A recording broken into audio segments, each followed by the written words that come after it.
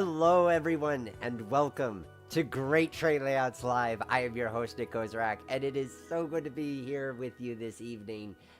I'm ready to get building. I hope you are as well. It's so much fun to host these live streams and to look at what we can do when it comes to pre-visualization using the power of trains with a Z. And today, I've got a special one for you today. That's right, because this is something we haven't done on the show. Even though we're coming up on 3 years of live streams, we have not done a electric commuter line.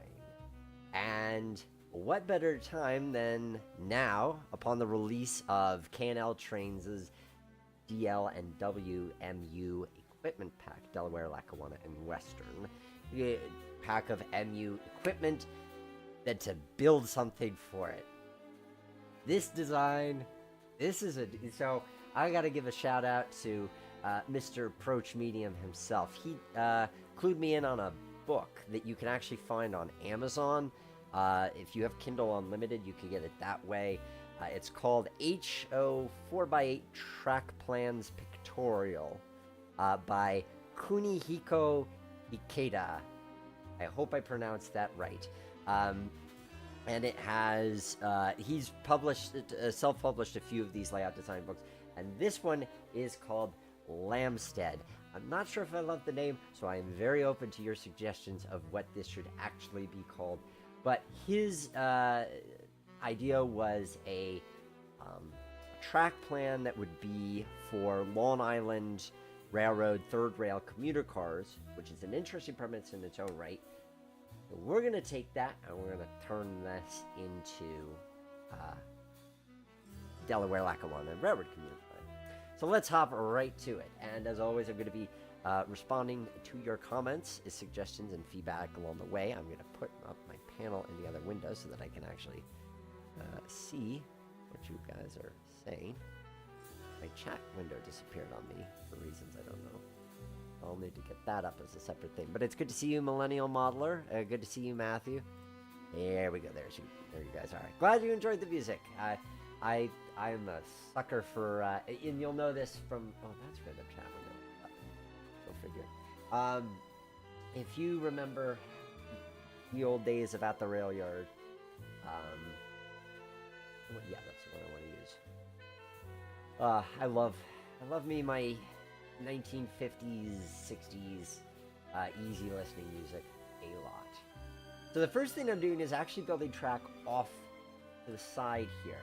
We'll revisit this once we get to the end of track laying in a bit, and we'll see what I have intended for there. So this is HO, is the relative scale we're building this at. 4x8 track plan. What's neat about Kunihiko's books is that they are all designed to use Kato.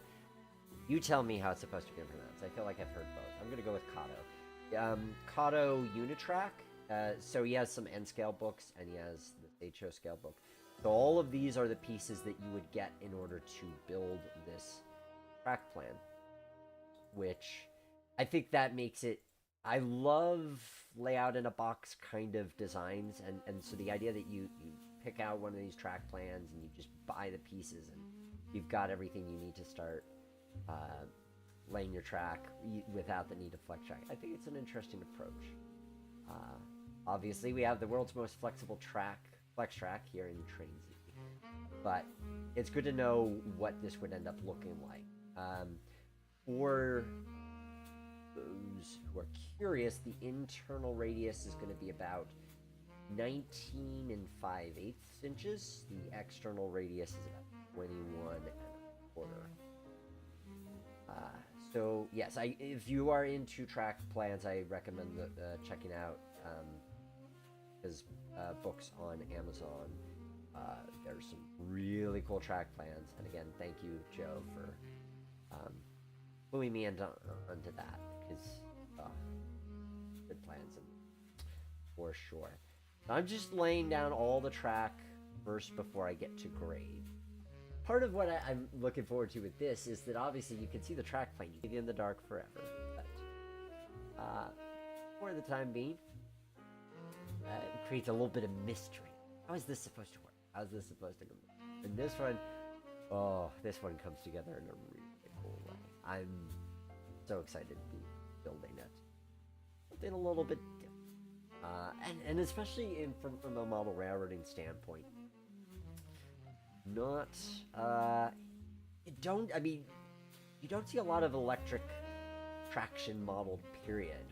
But I also feel like you don't see a lot of commuter electric of any era, whether it be this era with like Penske MP54s or the Reading cars or these DL&W cars, or even modern, say, Metra with their bi-level electric equipment.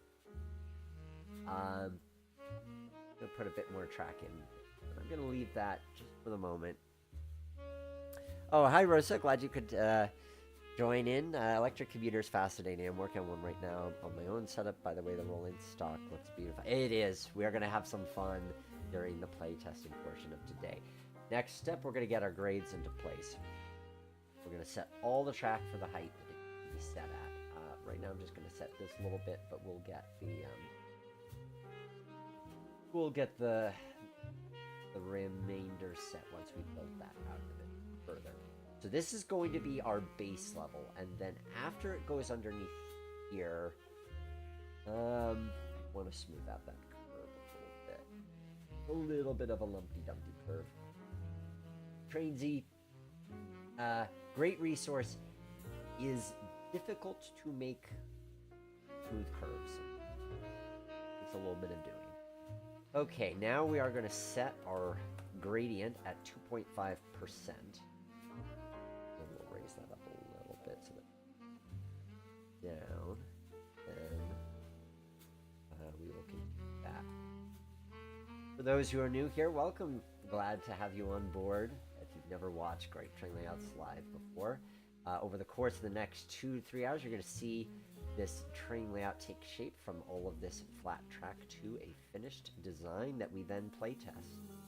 And one of the many benefits of doing train layout design. Oh, I forgot to put those switches in. One of the various benefits of doing train layout design in Trainz is that you can set a gradient, and then you can either set that gradient, you've laid your track and you set the gradient and it comes after the fact, or I'm going to redo what I did by accident. You can just start placing your track, and then it will automatically apply the grade going up. So, a lot of neat tricks that you learn the more you get comfortable with the software. Of course, it's fun to build these little designs. Oh, that's right. Before I do that, I did think to myself, because I did mess around a little bit with this yesterday. And I did think to myself, that switch may technically work. It may work, even for a rolling stock, but it does look really, really sharp. I am going to soften that a wee bit, just to satisfy my own taste, to make it a little less intense of a curve. Means our sidings are a bit shorter, but it is the trade-off of being able to have a slightly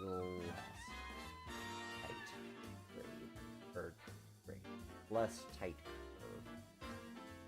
Little bit less, not a ton, but that just that means because I didn't put a line point there. And okay, there we go. Something along this, just to make it a little bit easier. The other option would be I could pretend, I don't have to pretend, I could make this a curved turnout. I think I need that space to check my notes. No. So I'm going to do that. Just to make it a little bit easier, I think I'm going to make that a curved turn. So yes, it would work as a straight, but Making a curved turnout, I get to make the siding a little bit longer, and it just looks a little bit nicer rolling in. Ooh, I like that. Is that quite what I wanted? Let's see. I can bring this a little bit closer. Yeah, that looks a little bit easier on that. I mean, it does make it a tight curve here. And obviously, if I were going to make this kind of design change, I'd probably want to go back into my design software like AnyRail to make sure that curve's actually going to work. But that doesn't look too tight to me. For the sake of what we're building, it would be fine. And then what I'm going to do is I'm going to add in, well, there. I'm going to straighten that out so that then this can come off into a switch that goes here.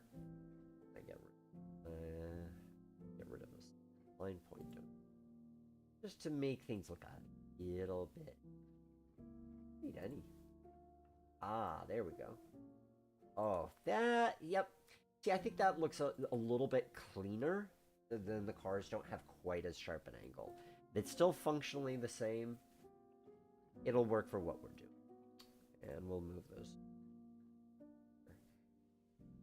But this is the benefit, one of the many benefits I like chatting with Trainz is just being able to see this in a 3D environment. So just looking and saying, does that curve look ridiculously sharp, or does it kind of sort of work? I'm going to make this. So this track plan, as I mentioned earlier, it's working off of Kato Unitrack. So the advantage to that is that from a track lane standpoint, it'd be very easy to just buy the pieces and places and go. But the disadvantage is it gives you no flexibility. So there is something to be said with FlexTrack and the advantages that affords. I think you could get, I mean, the minimum radii on this are not tight, so the cars would work if you chose to go with the sectional track. That's your adventure to decide what works for you. Okay, oops, what I meant to do, I want to get that 2.5% gradient again, and I'm going to apply that to here just because that'll determine the height that everything else, oh, I guess I did know. And now everything else on top is going to get set to that height. Hello, Matthew. When will there be new layouts to download on the website? I know. I have been remiss about getting new layouts on the website, for which I apologize. And it's just boils down to the simple fact that, as I've talked with on the show with you guys before, a lot of this layout stuff is what I do in my free time. It's not it's free time stuff, and lately with my free time I've been doing a lot of working on my layouts, and the engine terminal in particular this past month has made a ton of progress. And I'll be honest, I just haven't really been in the mood to work on to do train sim stuff, ergo the finishing up past projects, releasing them, that kind of thing. So there hasn't been much to share, so I apologize for that. I'll try to get some things out before Christmas, so that you have some new things to try out. And Kevin, I think the original one had a less sharp turn. You could be right about that. I guess what I like is that it puts the sharp turn out of the way of this scene, and this is one of the kind of this is going to be one of our money shot scenes. So I'm inclined to leave it the way it is for now, but I could change my mind on it and might do so. We'll see once I start putting scenery in what I want to do. So now what do I want to do here? I've gone off script. I mean, I don't have a script when it comes to talking with you guys, but I've gone off script of the design. What could I possibly be thinking of over here?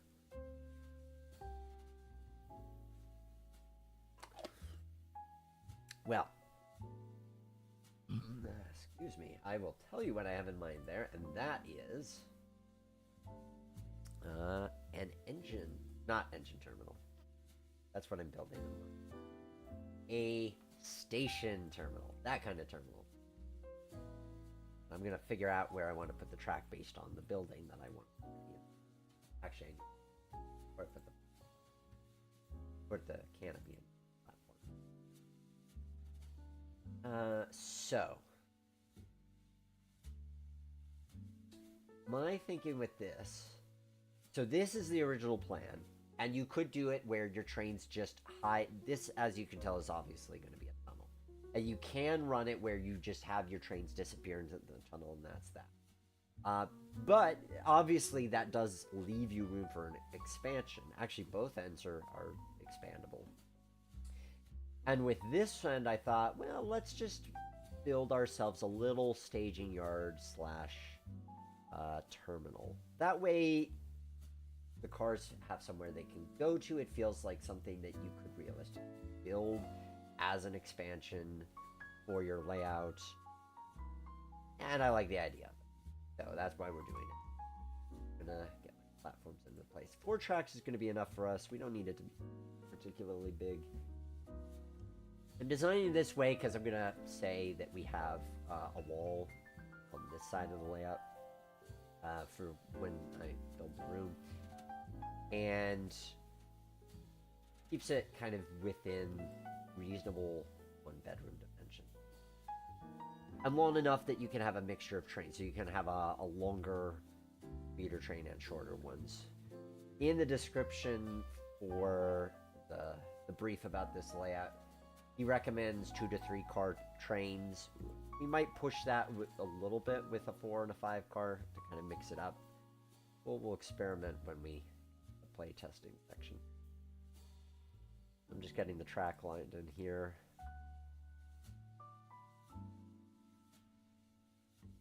And push that platform. This is still pretty steep. That's what's interesting. When you get down to this sort of real world scale of how big the trains look, you realize how crazy tight some of these turnouts that we build for our that we use for our layouts are. But there's no design that they save us space. Go here to here. Let's see. At tail. One curve here.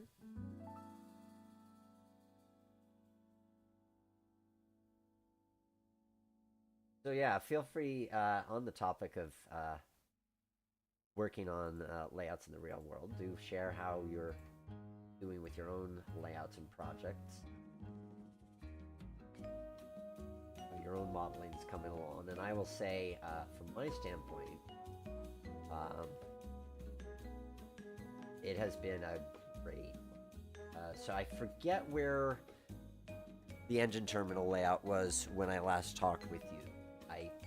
But most of the track is laid, and I just yesterday was installing the Rapido rail crew turnouts, where they the switch target rotates.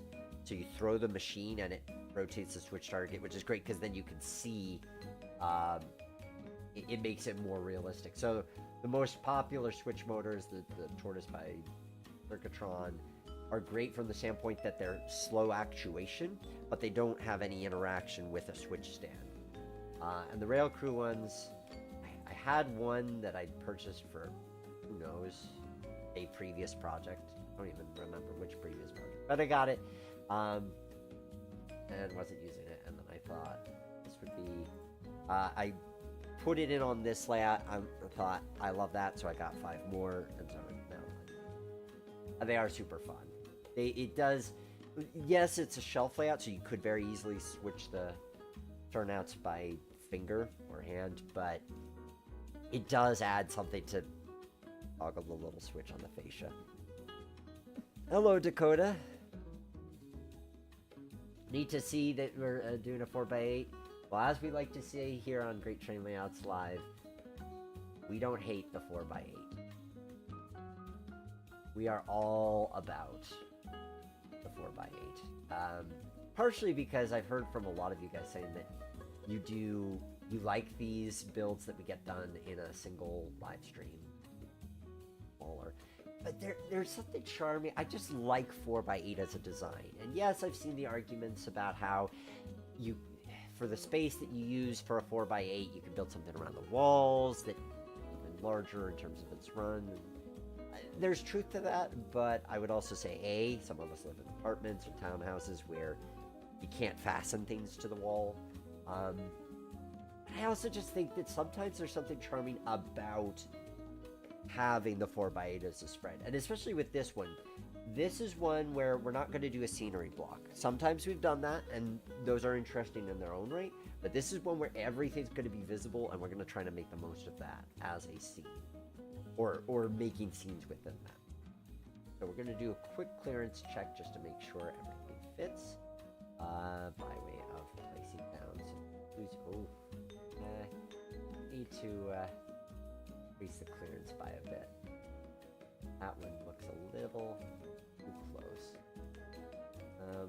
But I also have to choose wire space. Because, of course, we are going to be laying all sorts of overhead wire for this. I'm going to do 2-track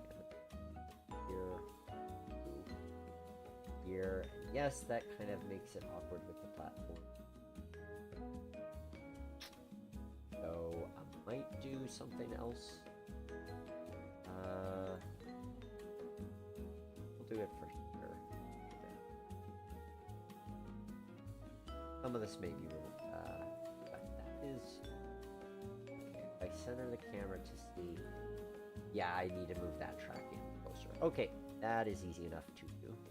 Make sure the clearance here works, which it doesn't. So everything needs to be shifted over a little bit. Well, that's why we're doing this as an exercise. Delete that consist. I'll move the canopy over.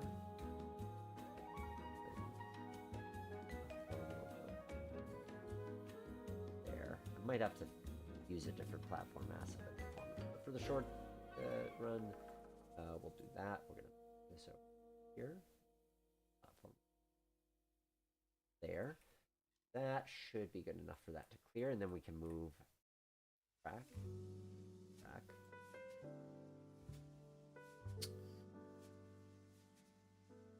Doing good, Matthew. Today has been a good day. A really good day. For work reasons, which I can't talk about that reason yet, but I will say, because I think this is new since last time I live streamed. From a business standpoint, I've started doing video work for the Strasbourg Railroad, as in, yes, the Strasbourg Railroad. They released the first video I created for them on their Facebook page, or actually on the Mechanical Services Facebook page. They were putting a throat sheet on fabricating the throat sheet, part of the external assembly of the locomotive for Southern Railway 722. And so I got to showcase that project. And it is really cool and really surreal to say that I am doing video work for the Strasbourg Railroad. A very notable place for a lot of us that on the East Coast as far as rail fan memories, and I very much remember going there as a kid. So to be doing work for the Berg is really cool. There's more of that to come. I really love working with them so far. So this has been a very good year for my business, Streamliner Media. So I'm really happy with a lot of the success that has come this year. So, and the thing I was meeting about today, eventually, I'm sure I'll get to talk about it. That was exciting. So, it's been a very good year for me. And I hope that the same could be said for you guys tuning in. Hope that you found it productive, fun, restful, whatever you've needed it to be. Okay, I need to...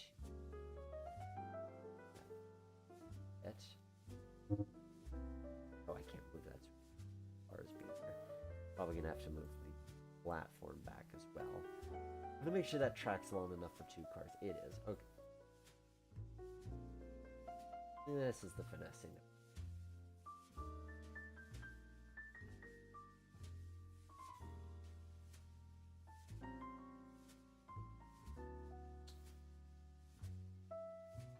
Move that. I guess I'm gonna have to move it all the way back to the curve. Hopefully that'll still fit 2 cars, but if it doesn't, I can always lengthen. Let us see how that looks. Do all of the cars now fit in the station platforms? The answer to that question is yes, they do. There are no big clearances now, and this track fits our train, which works for me, where the long track could fit a 4-car train, and I think that's about as long as we want to go. We'll call that for what it is. Well, thank you, Dakota. And thank you, Sam.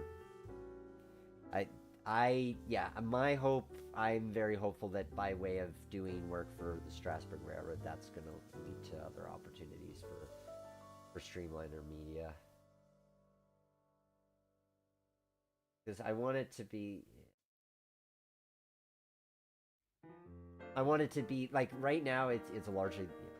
I'm a one-man band, so it's largely the work that I am capable of doing, but I'd love to be able to expand what I'm able to do with it for everybody's benefit, not just to be like, hey, look at this big, big company I built or whatever, just because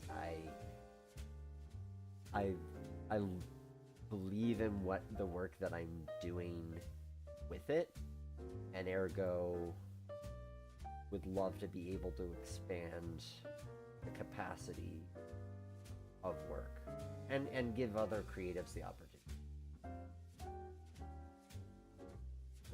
Because it's storytelling. Streamliner Media, advertising, it's storytelling. Whether it's a commercial or grant proposal, it's storytelling. It's a story you believe in, or you believe will come true. It is storytelling,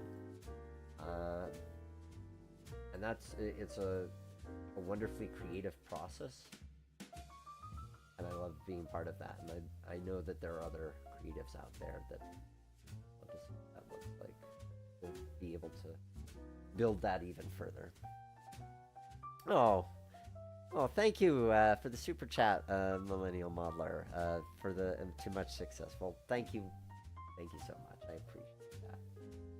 Okay, I think that's going to be long enough for what we want to do here, which is I want to fit at least a 4-car train and a 2 4-car trains and 2 2-car trains. Yeah, that works for me. Alrighty, and they clear around there. And they clear around there. Perfect. Okay, so that is our engine terminal. That is our passenger terminal. And we have all of the track laid to our liking. Good. Hello, James. Congrats on the Strasbourg news. Nick, also very glad I finally get to catch you on a stream at a reasonable time now that work has... taking me to Pacific time. Well, glad that it works out, and welcome aboard, James. Glad you can join us tonight. One of the things I put out to everybody, as I say, this layout, the name that its creator gave it is Lampstead, I want to say.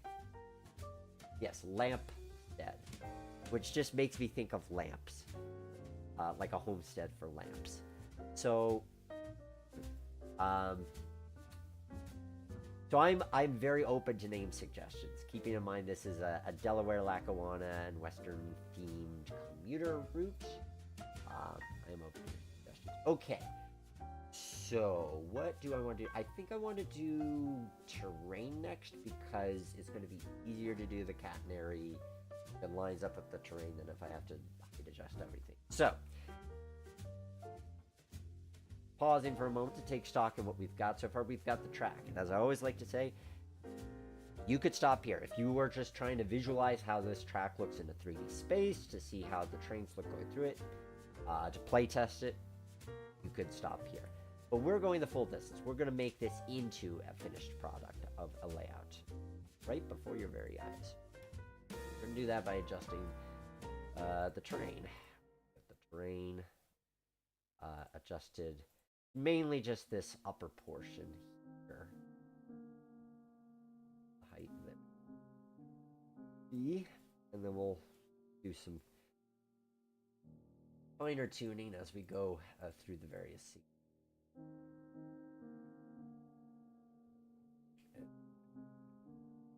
Here it's going to get interesting more, so I'm mainly going to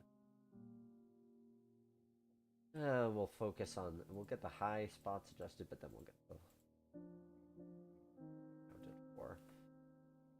One thing Trainz doesn't do so well is when you need to do finer landscape. Yes, it does finer landscaping better in the newer version, but I don't have that, and I don't have enough information just yet. But there we go. Lower that map down a little bit. Hold distracting the tracks. But I want to figure out where to put that tunnel portal. Tunnel portal is going to be about here. Okay, right where that spline point. Okay. So now that our land is accounted for. Oh, I need to. There. And yeah, that works. We'll fine tune it a little bit more by getting this terrain height. Incidentally, if you're looking at the numbers and you're confused by them, these are metric numbers in real world scale.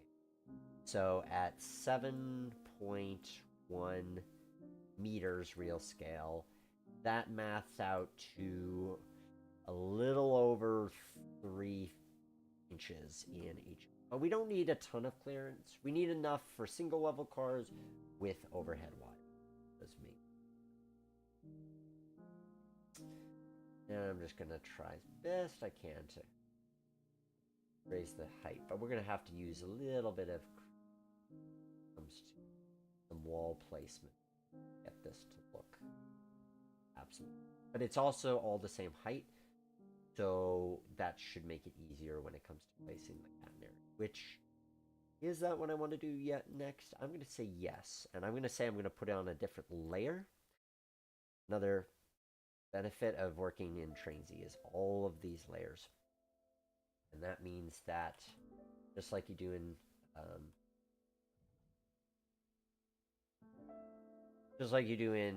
Photoshop, you can lock layers, you can give them different levels of priority. So, in this case, we can put all of our catenary. I've heard catenary as well. I don't know if there's a right or wrong pronunciation on this one. Catenary, catenary. Not sure on that front. We're gonna go with a single pole, and we're gonna here. Almost makes it look like we're building a winter city. We could build this layout as if it was a. That could be an interesting approach. I'm thinking that. It could be an interesting. I don't do a lot of winter layouts. Less, range of ground texture. At least in Trainz. Now that I see it like this, I am actually kind of tempted to do a.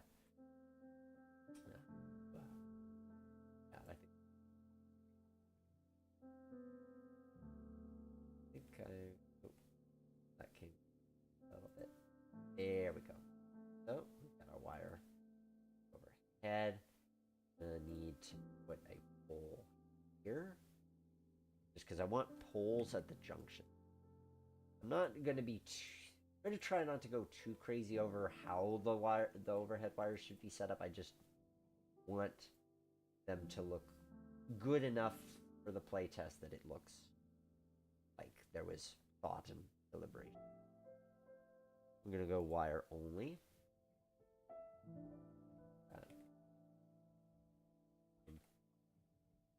Here. And this will be the type of thing that I could very much see finesse come after the live stream. We're just going to try and get it now. I might need another pole coming.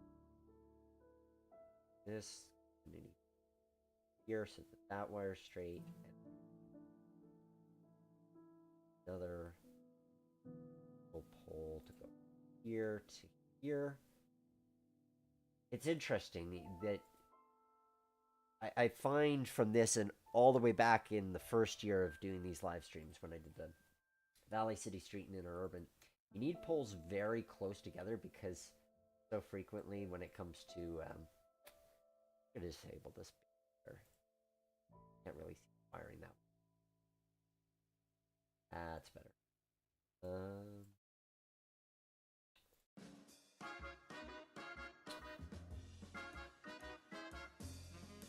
First, so you need your poles tight, more closely together because of how tight your curves are, and ergo to keep the wire over the back. Another wire there. Oh, that's right. Here, thereabouts. There we go. And I'm gonna this double track. Here, just to make sure it's over, and then here, over to here. It's this also gets really complicated to do on the Tumbler Ridge train layout, which that's still a work in progress. That's what they're working on. This gets dizzying very quickly. You want to learn how to do this at some point. Okay, that's going to do us for now. Then it disappears into the tunnel, and then we have it come out.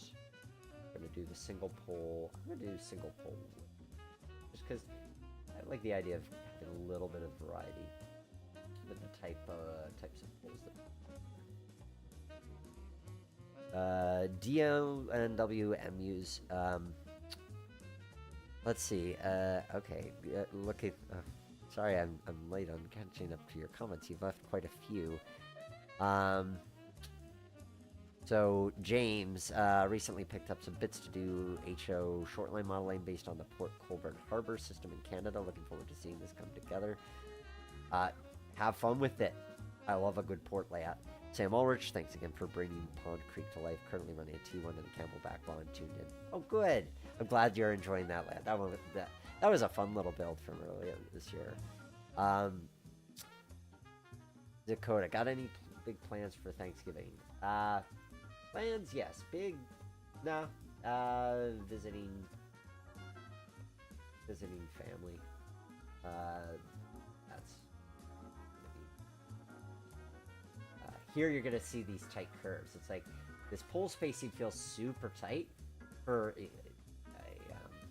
a mainline railroad, but if you don't do it, then your wires end up being really off center, which wouldn't matter for Trainzy, but it would matter elsewhere. Yeah, not anything super big for Thanksgiving, but a good time will be had.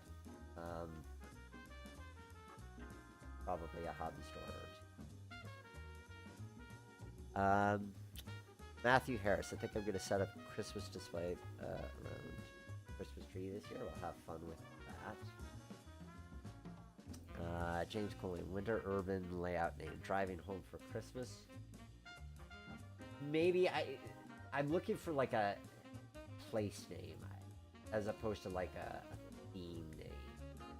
So like a fictional town or maybe a real town name sounds fitting for something along those lines. I like that. I like that a lot. And I wasn't consciously thinking of this when doing it, but it did occur to me that I put these on the inside of the curve because then they're not blocking the view of the train. Now there are, and as you can see, there are a lot of them and they're tight. So if you weren't going to put wire, if you were just going to have the catenary in place, you'd probably cut every other pole out because then it'll look a little less busy. But I think we have to have it. I think it would, for Trainz, it just makes too much of it. And we'll put it on the curve like so. Like that. That. Maybe our wire from there. Sam, DL&W using winter scene would slap, just feels right. You know, I'm feeling the same way. I like, that wasn't the going in thought, but it's something different.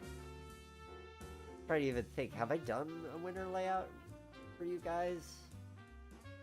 Maybe at some point. I mean, Norfolk and Western in the 1950s technically is. But yeah, let's have fun with that. I like this. Okay. So now we need to. I'm going to want to. Okay, that's going to be where I put the fascia. Okay, yeah. Got it.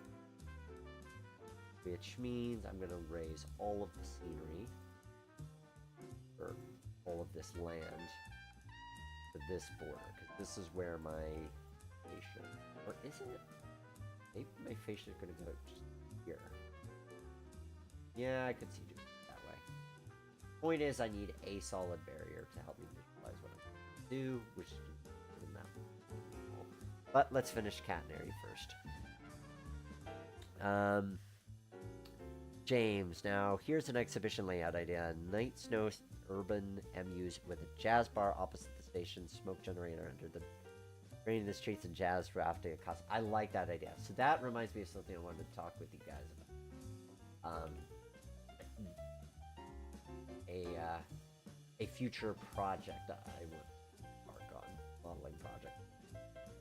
So a few years ago, my wife and I acquired these parts for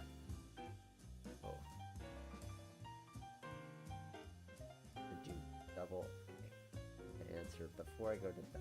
I do double wires or do no? I know what I want to do. I'm gonna do a single pole starting here. That's gonna look off. Just a little bit of variety because we already have the double poles.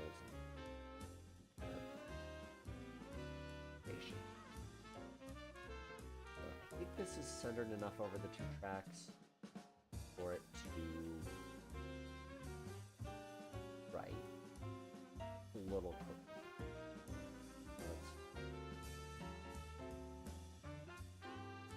So I might need to bring this track in. Yep. So that looks pretty good. Okay. I'll come back to that. Well, no, because I'll forget about that. So the idea that I had recently, we got these parts through Wayfair. Think like IKEA. And these cards served us for a number of years. One's doing okay, but the other one fell apart recently. And it's resulted in these 3 shelves, which are kind of that particle board stuff that a lot of cheaper furniture is made out of. And I really didn't like the idea of throwing everything out. It felt wasteful. But then I thought to myself, I've got these 3 boards, which are 2 feet long by about 10 inches wide. Why not make them into dioramas? Because so much of my mindset has been on, well, I want to make a complete layout. But especially when it comes to all of this variety of rolling stock that I have that doesn't have a home base layout, like my Whiz Beach and Upwell trams, I could make displays for them. Then then I can at least admire them in a scene that looks pretty. So bringing it back to your comment, James, I like that idea, because I want to experiment with catenary and overhead rail, maybe even making it work. Because I feel like if I'm trying to do a whole layout, that feels intimidating. But if I only needed to work on a small 2-foot section, I could do that. I could, like, solder 3 poly poles together or whatever. And honestly, you know, we'll talk about this probably more during the rolling stock section, but when it comes to modeling this type of interurban equipment, you don't need... We'll try the steel for this. When it comes to...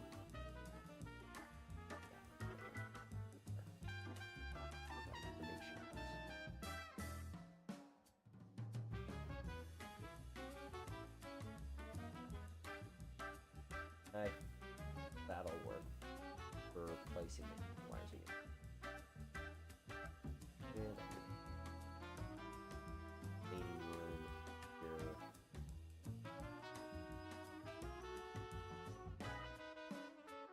Oh, what I was gonna say, is that you could, when it comes to kind of this kind of era of interurban railroad, you could make your own interurban car, like commuter interurbans, simply by way of just having, taking passenger cars, adding cab windows to them, maybe a little cow catcher if you want, or pilot, I guess I should say, a little pilot to it, and there you go. You've made your, and there you can get, Northwest Shortline is the company that makes what are called Stanton drives, which are these very small motors that are contained within the drive wheels, and that would be a way of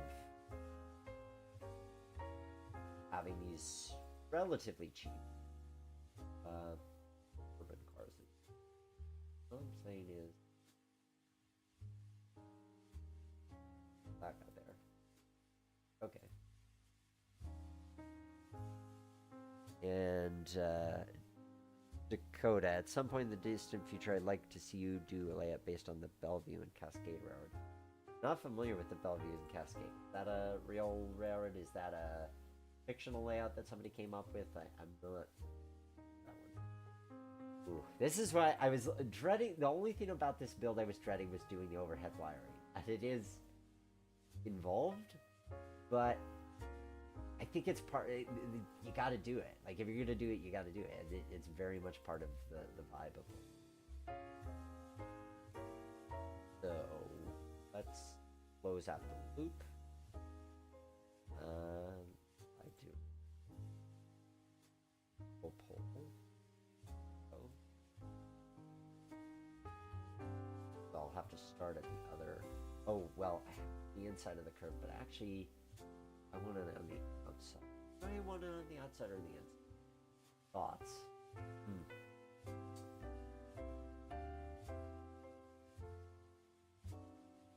That looks a little weird. I think we do want it on the outside. Yep. Okay. As I was. Oh, except then.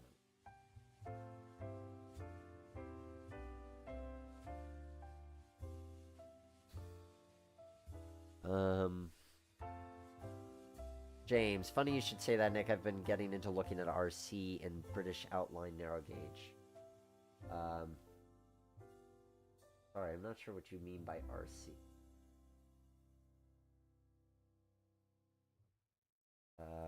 RC and British outline narrow gauge.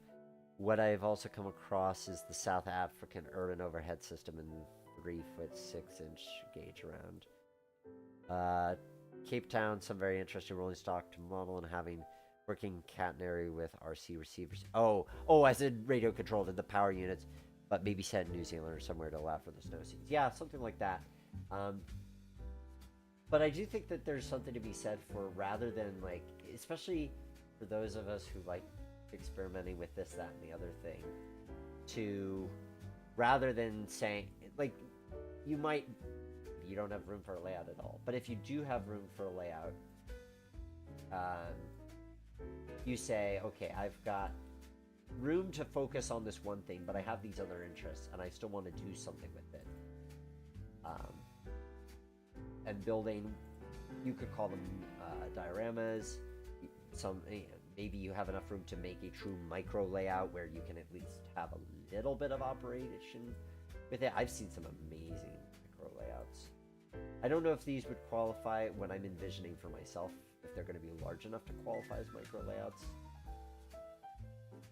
Some of them might just be dioramas. And that's okay. Labels are just labels. I think the thing that excites me about the idea is just having something to do with these oddball pieces of equipment I have. Because I have my Whiz Beach and Upwell trams. I've got modern era railroading 1950s built Alcos from my hometown railroad, the Western Pennsylvania. I have two interurban Bowser interurban cars, so earlier era than what we're modeling here today. So I have all these things. It's like I want to do something with that stuff, but especially interurban, it's like on the one hand I want to model it, on the other hand it scares me because of having to do overhead wire. But if I'm doing just a little itty bitty bit, then I don't have to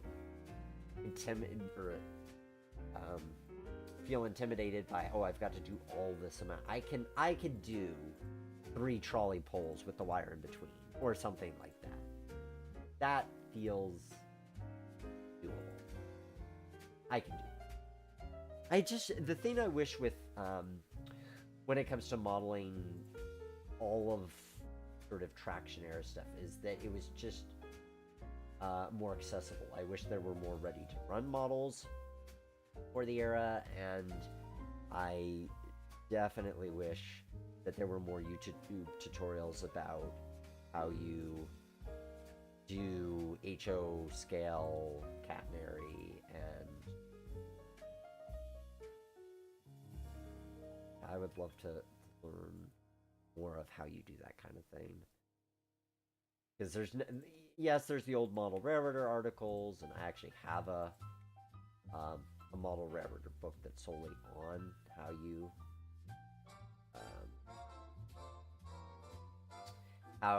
that talks about like different prototypes, different track plans, with some neat ideas in there.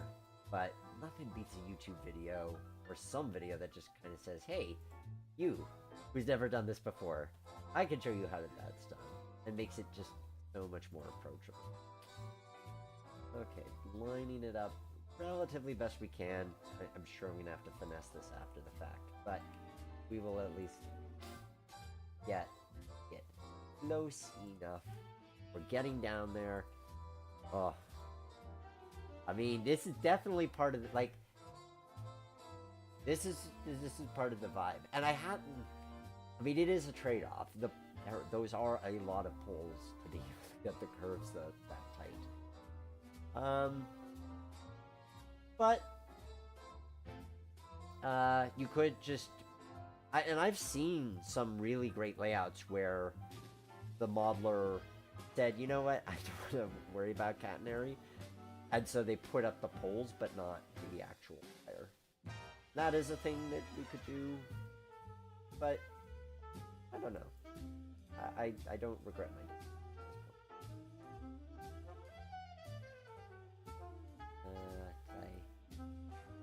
I got that over the center. Oh, because I think the track got a little... Oh. And that lines up. There we are. It's a fun vibe, though. I'm digging what we're getting with this. That's probably one of the things I enjoy most about doing these live streams with you guys, is that... and one of the takeaways that I hope you get from watching this is just that one of the joys of exploring different designs is that each has its own vibe. It has its own different feel. Each one is distinct, And there's different moods. We're listening to different music. We're exploring different styles of architecture, and it's just fun to try these different things out. Some of these I would absolutely take home with me. And some of these I finished building, I go, man, I really wish I could build that in real life. I feel like that's probably more streams than not that you guys hear me say, oh man, I wish that I would build that. We'll see if this one falls into that category. So, I believe that's all of our overhead wire. And that's going to be our track work and our wire done.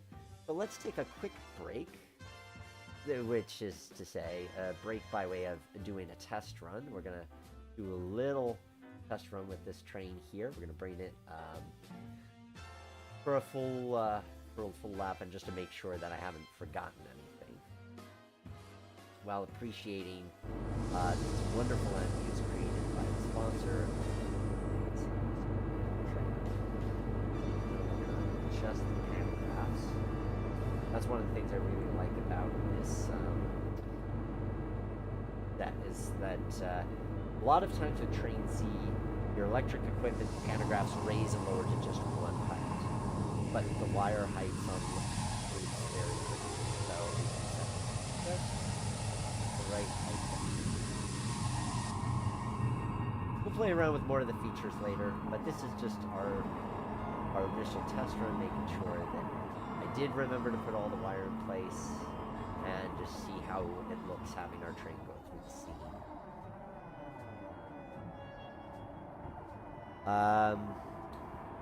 Hello Ron, glad you could join in.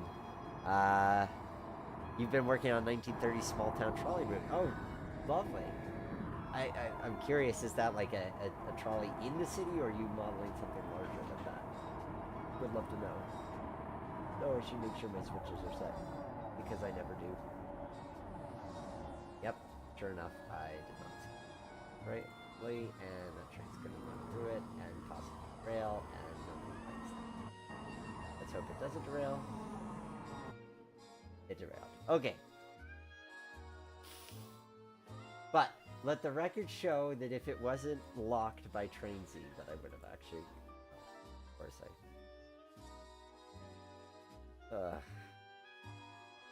Okay, now I can throw the switch. Now we're gonna make the train. And yeah, it looks like I got all my wiring in there. And it looks like all the wires did pretty much go to the correct height as I wanted them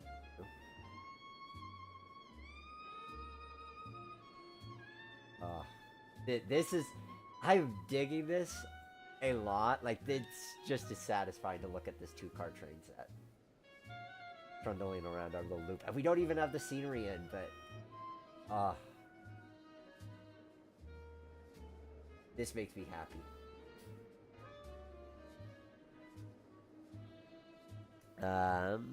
Hello John Overman, glad you could join in. After visiting the Rock Hill Trolley Museum for the first time, I think a trolley in an urban layout would be different and neat. Yes. And we're definitely... I've got a couple of trolley plans that I have played around with a little bit in Trainz that you haven't seen yet. So maybe in a few months from now, we'll come back to this theme with like old school stuff. I like this, man. I like this so much. This is just... I'm digging this. Like, this makes me happy. And once again, we're going to pretend that Trainz allowed me to stop my time. So it is definitely a lot of pulls, especially on the curves, for the sacrifice of having overhead wire that actually contours. I mean, I suppose, depending on what you made your wire out of, in HO, maybe you can bend it to shape so the wire itself is curved. I haven't seen a lot of prototype layouts to kind of figure out what do the actual modelers do. Do they just have a ton of trolley poles, or do they cheat their wires so that they don't as many? I could see doing either. Sam, what's your favorite layout you've ever built on a live stream? Ooh, I'm gonna have to think about that. Let me come back to your question. Are you going to see the CPKC holiday train this year? Probably not. I want to see it at some point. I just don't think it'll work out this year. Ron, sorry, I could hear your... Sorry. I could hear your question. Oh. Okay. So, favorite layout... Well, before I get to that, you should probably start the next step. So, we have got the track. We have got the catenary. And we're closing out that layer before I do something stupid like place all the scenery on the catenary layer. Now we're going to... let's figure out what we're going to do scenically. So, there is a image of Lampstead. Again, I'm very open to name suggestions. There is an image that kind of gives a general suggestion of how things can fit, but I'm using that as a guide. But I'm hiding it from you because I think that's the fun of kind of surprising things. So, get the track up to the ground up to height in this corner. We could round off this corner, but this is a 4x8, so we are actually going to square this up nice and square. Oops, not the right thing you need. One height. So we'll get that all squared away. Like this. Yeah. Okay. So in this corner, we are going to go to our pick list, which is like my little shopping list that I've made. And we're going to put just a little seed milk. Something that on another layout would be served by rail. On this one, it's just going to be its own thing. A little bit of industry,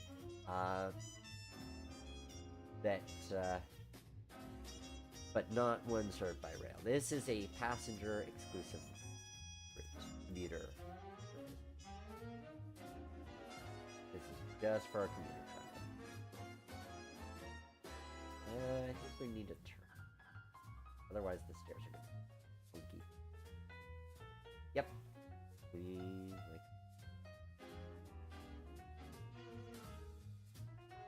Nice building that fills out that corner. Over here...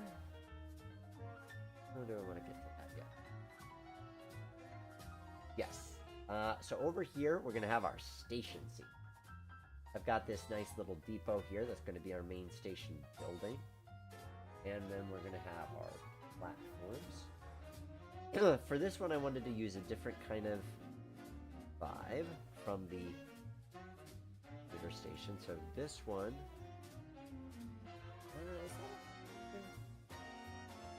Yep, this is what I wanted to do. I like these. So these are actually British canopies, but I feel like they're not too out of place here. They just look nice. We're going to extend that pretty much the entire platform to make as much as long a train fit as we can. And the description for this layout calls for 2 to 3 car trains. I do like the idea of running them. Don't think we'll fit 4 cars on this platform no matter what we do. And we can always double check that by just placing 4 cars. Yeah, we're not going to fit 4 cars. Because 4 cars would be stretching around the curve. I mean, we could make this platform could stretch around the curve. It could. Let us experiment and see what that looks like. Do we like that or not? I think that'll be evident one way or another. But that might be a nice detail if we can make that work. Wait, can I straighten that out? I might be another. Oh, I can't straighten. Plan B. How do I do that? Put a second bit there. That is but I also have to put it far back enough that the car isn't going to flip into it. Something akin to this. So, and then there. Like that. So that we're giving our room. You know, that's not half bad. And yay for them being able to have a 4-car train that fits entirely on a platform. I mean, there's no way it'll fit down here on this one, but that's okay. I kind of like the curved aesthetic anyway. Do I want to maybe? Yeah, we'll just back it up because then you could still. You can't fit all doors, but you can fit 4 cars. I think I like them being lined up side by side a bit. We're gonna go that route. Now I need a platform, and so we're gonna put this as our platform here. I just love the fact that we came up on this accidental idea of winter by having the baseboard showing through when we didn't want it to show through. Happy accidents like that are why I love doing these live streams, because I can go in with one idea of, okay, this is what I'm gonna do, and then I start building and I discover something, and then I think, oh, well, actually that's what I want to do. I changed my mind. Well, that makes me happy. That looks good. Like, it looks, I mean, yeah, I know the pole through this is flawed, but maybe I'll cheat there. I'll make that a curved wire, because that is something we could do in Trainz. We could curve the wire. So, which means I have to go back to the catenary layer, because I was thinking ahead and I put everything on a separate layer, and that's a good thing. Yay for thinking ahead. I get a cookie. Actually, I had a couple of cookies for dessert already. So we can do a little bit of both the proper thing of curving our wire and the improper thing of cheating and having a wire magically there. A little bit of each. James, a few friends who've built Swiss HO meter gauge layouts have used painted fishing wire and actually strung the catenary up, but one experimented with fully soldered catenary for strength and bend. Yeah, I'm kind of vaguely aware of both of those as approaches. And the advantage with soldering catenary and bending is then you don't have to have a ton of poles, because it is a lot of poles. Like, arguably this is kind of messy because of the amount of poles we've got. I might change my mind about that, but we'll see how it looks when we get further down the scenery stage. I don't want to make a decision on that just yet. Okay, this was another thing that I was so happy. I found this building and it's like, yes, this makes this scene perfect, and that is an interlocking tower. To me, part of the charm of this design is having a junction. Like, commuter route, you need a junction. You need that sense of there's different ways for the trains to go, so it's not just roundy. Yes, you've got that too, and we want that because then it gives us flexibility to the length of our run, but this makes it feel like there's a bunch of different ways our trains can go. Oh, like just seeing the train sitting there. Oh, I'm getting feels off of this. Ron, on curves overhead wires pulled over the track by a fan of cables. Easier to find pictures of it than to describe it in text. Yeah, yes, and I have seen it in real life, in part by volunteering at the Pennsylvania Trolley Museum. So yes, I know what you're describing. I don't know how to replicate that in Trainz, but yes, that is a thing. Jimmy. Good to see you, Jimmy. Motormen and conductors made good use of both sets of doors, I'm told. I read about an MP54 that was sliding on wet leaves into a station, and the conductor knew the first doors would miss. But the rest would be on the platform. The town was Woodburn or something. He yelled out, West Woodburn is next. Exit through the rear doors. Yep. That makes sense. Okay, we've got our station scene. Let's do... Excuse me, guys. I need a little water.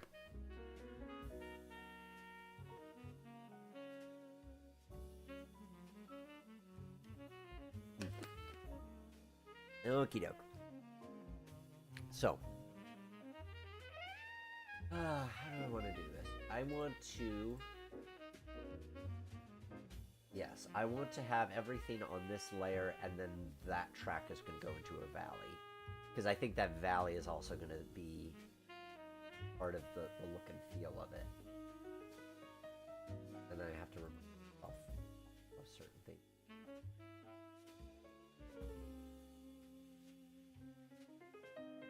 But yes. Ooh. That, to me, there's something quintessential about having an electric line through a valley. It makes me think of London Port Stanley, where there's a few scenes like that. Pennsylvania Trolley Museum, where part of their line goes through a valley. What am I doing on the other? Oh, yeah, that's also going to that. So I could leave it at a base, and this could be an elevated line. The reason I'm not is because we are going to do some town scenes. This is part of... I love the flexibility of this plan as far as how we can do the scenery on it, because I'm going to use one approach, but you wouldn't have to do it this way. There's a number of ways you could do it. I mean, you could put a scenery barrier, like a big old divider between the two halves to really make these feel like completely separate areas. You could make this, you could easily backdate this to the interurban, like early interurban era farmlands or forest and that kind of thing. We're going with more town vibes on this one. But man, this feels good. I like that. Millennium Model music giving me some good old SimCity 3000 flashbacks. Oh, that's a classic soundtrack. I listen to that while driving the car, especially when I'm going through cities. And Ron, the fan cables can be replicated Trainsy, but is very tedious. Yeah. As I say, I vaguely recall what you like having seen this as a thing. But it feels like more than I want to do on a live stream. I don't feel like renaming the show Great Catenary Construction Live. Okay, so a bridge. We are going to do... Yes, we're going to do a bridge. We're going to do a bridge because we've already got this big discrepancy. I'm kind of being a purist on this design. I'm kind of going with what's in the illustration. But of course I've deviated heavily by way of... Ooh, I've deviated that, and I've got this interesting. So on theirs, they have a bridge, but the original plan is for third rail, not catenary. So I have to clear the catenary and get a bridge. I might not do a road that way. I might save myself from that. I mean, we're going to need a road going to the station. But let's do some road length.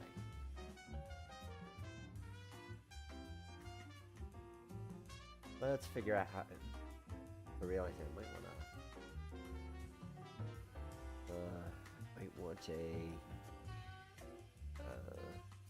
that's what I wanted. I don't know that this will be the final road, but this will help me think of where I want the road to.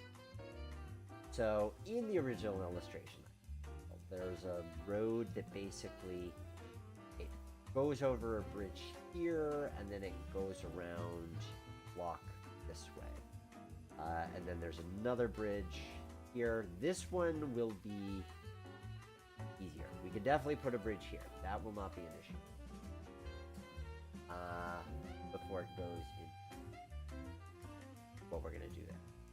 Which I'm just going to say is kind of like that. So, how do I want to do it? I think I'm going to omit the road here because that'd be a heck of a line to get that road to clear those clears. But I obviously can't have it cross it into a crazy grade to there. So, we're just going to have a curve. It is modeled as a residential area. And it might still be a residential area when it's all said and done. Quite sure. So in the illustration, it's bunch of kind of follow the curve around the outside and API to it. Those are terrible.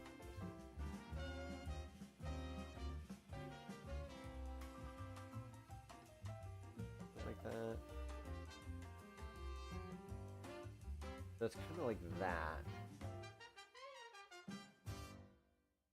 I don't want to do a grid thing though. I'm thinking maybe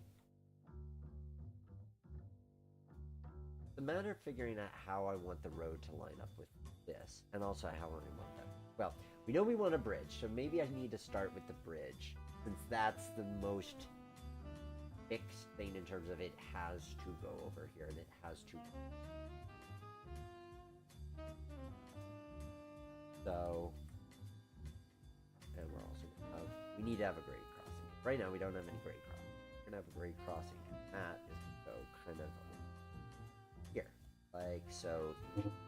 I'm gonna need to a little bit, which I can do by just applying the height like so, and I'll figure out more about it. Get over there, but you know we want a bridge here. Let's look at the bridge. See what that we like.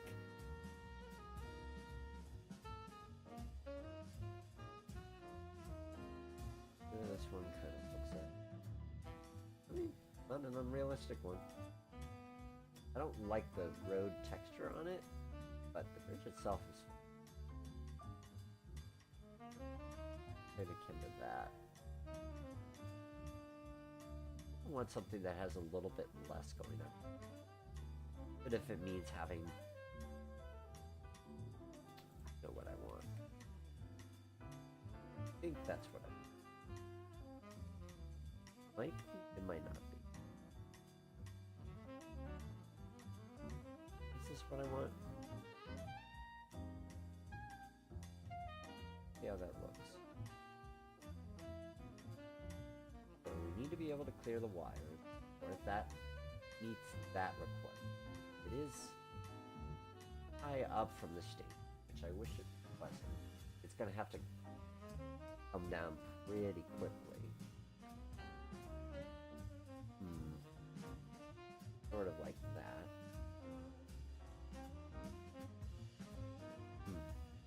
Interesting. Starting to formulate in my mind what I want to do. If I made this bridge long enough, I could make that road go underneath it, kind of.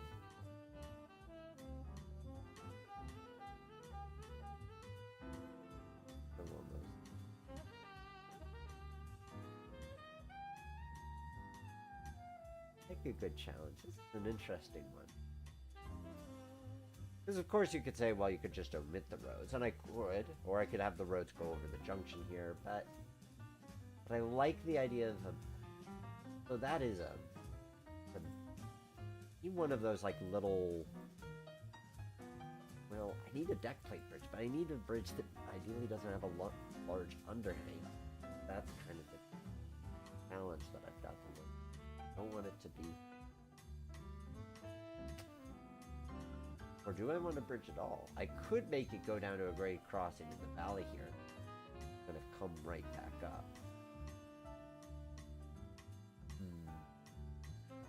That would be one way of doing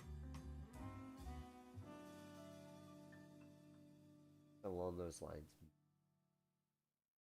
So it comes down to here, crosses like so.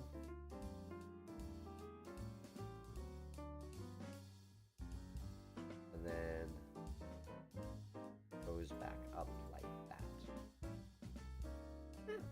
That actually doesn't look half bad. I think I like that more than the bridge.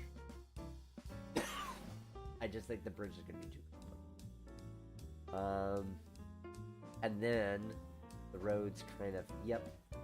So we've got this road that comes through the back, and then it's mainly doing its thing here with the station and parking there, that kind of thing. And then now what's going to be interesting is to really divide the scenes so that this feels removed from this. I want them to feel separate. I think that's going to be some creative use of fences that work. Something along those lines. I feel like I'm saying something along those lines too. I'll stop just in case I've said it like 10 times already. I really like this house model, but I definitely want to use it in some capacity. Very clearly, like, it has a history to it. Like a building that clearly has a story to tell. I mean, every building has a story, but some are just more impressive and forthcoming with it. Something like that. I am seeing trees. I'm looking at this valley and I'm thinking, I do like the idea of treeing this in. A bit. To give some sense of distance. Because I feel like there's a way in which this all looks part of the same. And so really isolating the scenes is going to be key.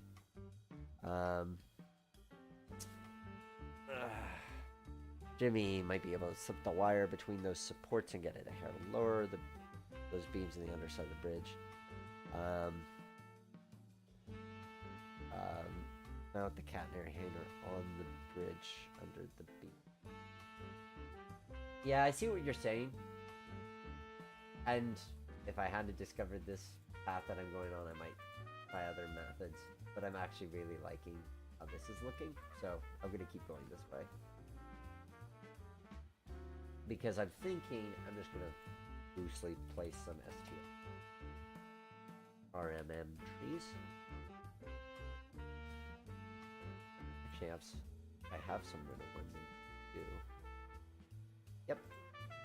So if I place some winter trees here like so, just to give a sense. This is what I'm thinking, is that we have this nice sort of isolated valley scene.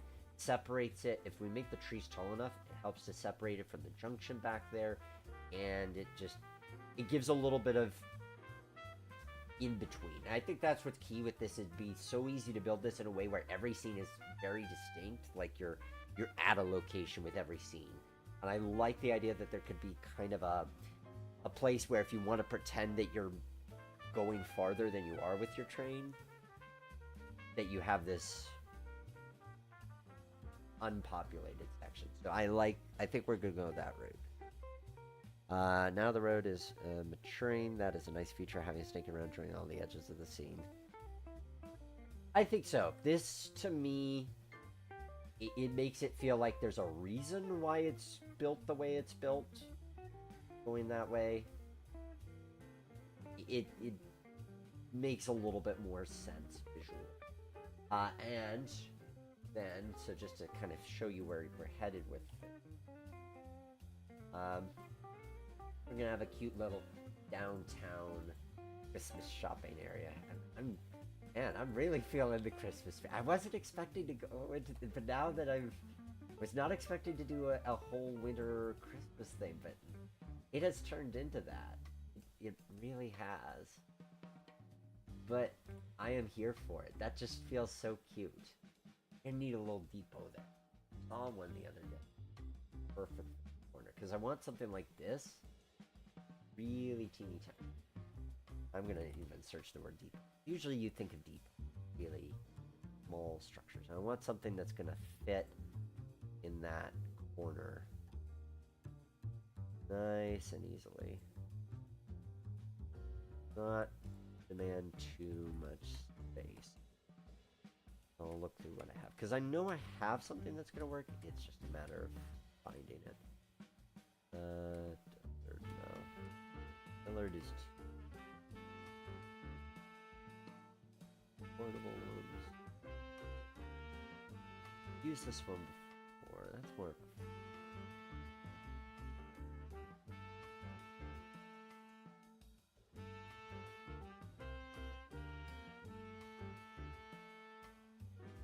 Oh, this is the one. Lakewood Depot. Perfect. Just a little tiny thing that we can fit into the corner here. Yep, that's perfect.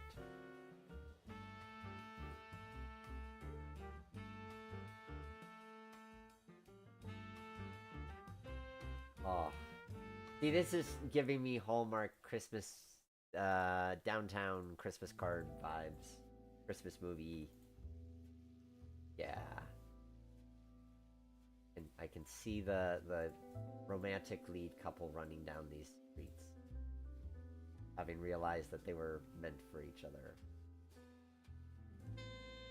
I love that this is turning into a movie set. But, you know, in a way, I mean, when we're making a layout, we are kind of making a stage. And this does feel like a good stage. Oh, that's cute. I am so loving that. We need a church.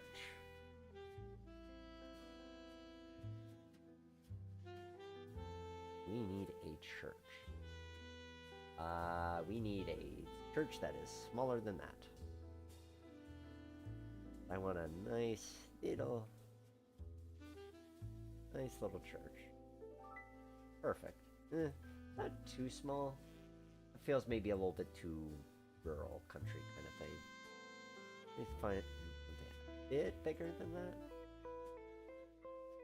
that. A bit bigger, not a ton bigger. Let's see what I can feels just the right size. That. Oh, this. That's still feels like a country church. Maybe this is a city. Maybe this is a city church. I'll hold on to this.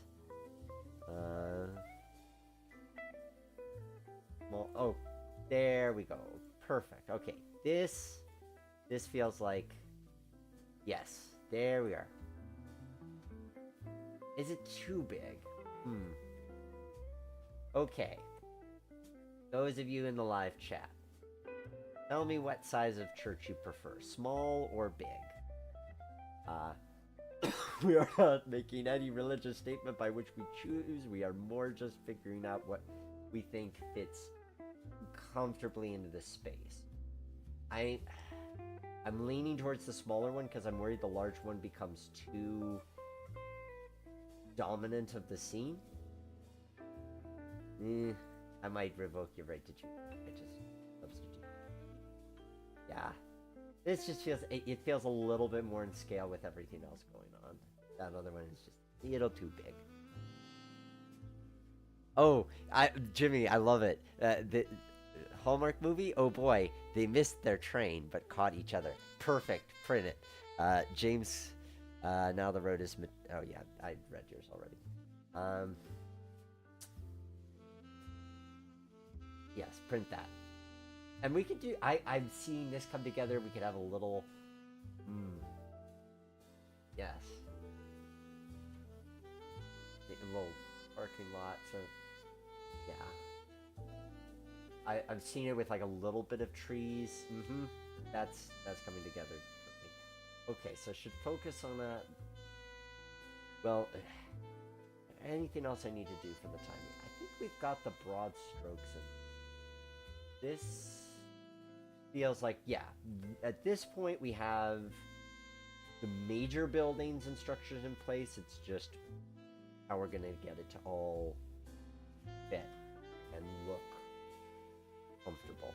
But this is not too much. This is what I like about this design, is that it feels like a reasonable, you have some clear distinct scenes, you have some things that allude to population, but you also have some breathing room. And I think that's important, because we don't really have long runs with this design. You just never have a long run with 4x8, period. So having a little bit of calm and a little bit of extra space makes it feel in some ways larger than it is. Because then you're just not stuffing it to the gills with everything.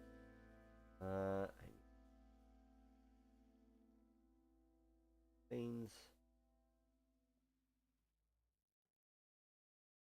Challenge with building. Great. crossings upgrades. Never get them quite right, but we will do our best. Get our wood in there.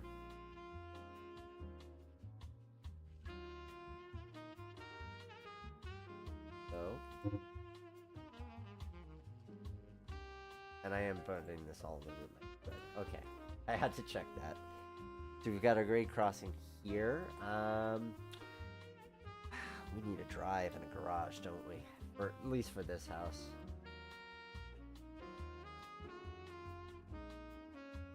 I don't know if we need a garage for every place, but this house probably needs a garage.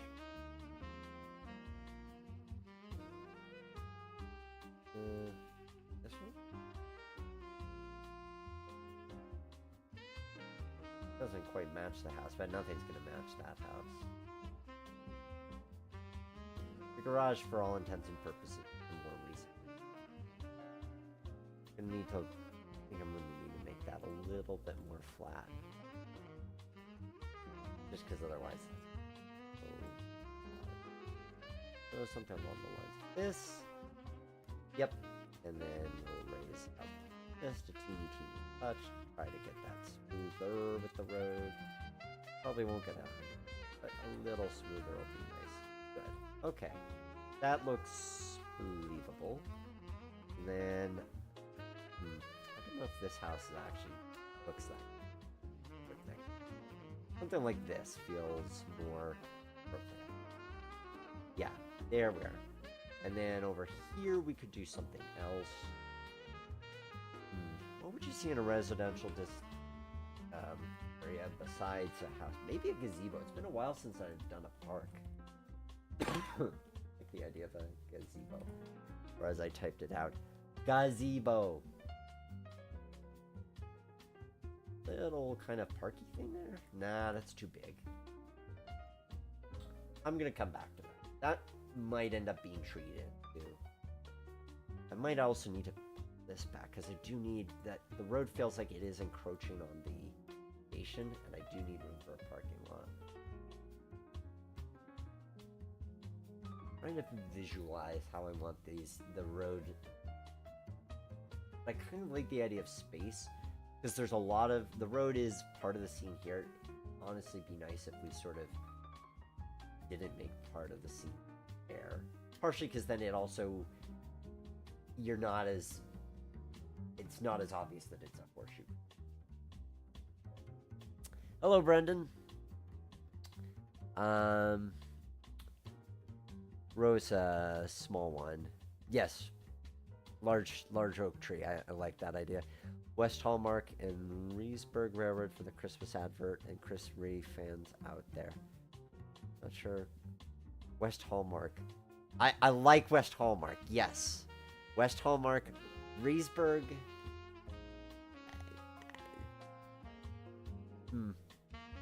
I'm told. Well, yes. Okay, we'll call it the West Hallmark and Reesburg Railroad, and but this town will be West Hallmark, or this has to be West Hallmark. Maybe this is East Hallmark. Maybe that's Reesburg. Keep the name suggestions coming in. I'm sold on West Hallmark. The West Hallmark. I'm not sold on Reesburg. That's looking good. Not sure what to do about that. Might have to use another pole for there, or cheat and not use any poles. But then there's also that.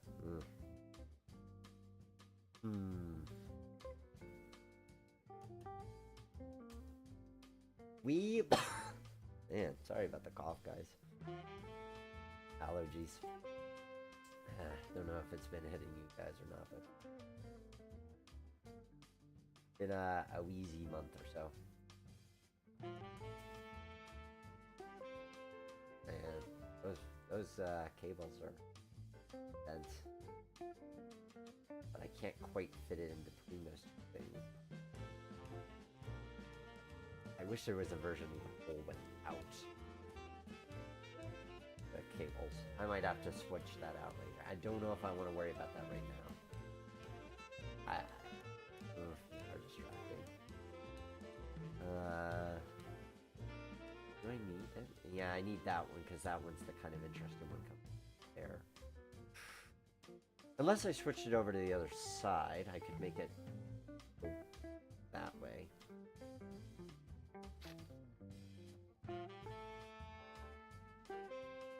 And then I could put those over there. That might be the way I do that. Alrighty, back we go. Catenary layer.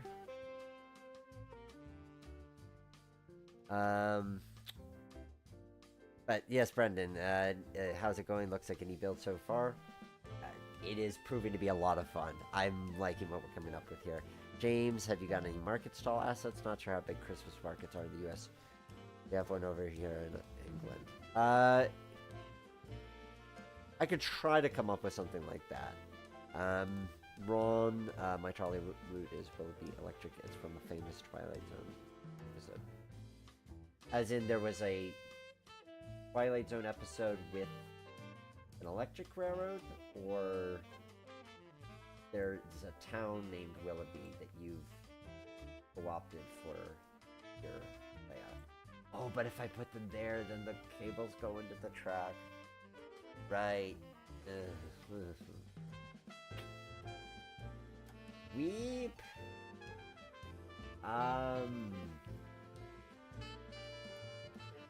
Actually, I just realized too. I'm gonna have to do something different there because these cables are all going into that track. I do have other cabinet I can use, and I wish I'd known. But I'm gonna worry about that later because it's not too much of a problem now, and I want to make sure we get them done. So, we got the houses here. I think I'm just gonna leave it at those. So then I just need to add a parking lot here, which I'm gonna do through ground texture. Yeah. Oh, I need haze buffer stops for the track. Or as I typed it, haze. If I took it off my caps lock, let's go with one. That looks good to me. And we'll need some over here. And then over here, there's a couple. I haven't paid much. Here, here, here. Again, I need to make sure I'm on the right. Ah, I knew it. I knew I was on the wrong layer. I just had a feeling. I can let that go for now, but I definitely have to change it back. There's our buffer stops. I'm really tempted. I don't want this scene to get too crazy because I want to make sure I have enough time for everything. But I did come up with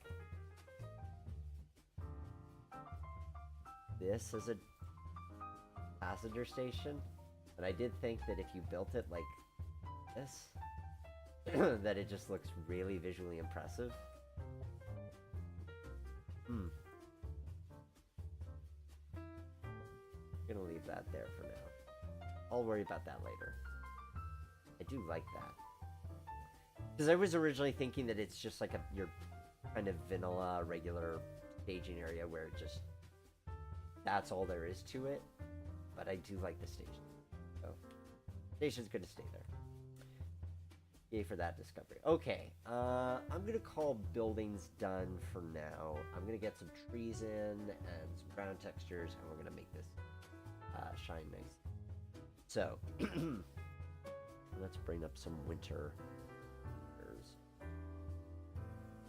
And there's a bunch of winter trees down here. So, we can do kind of a mixture, like so.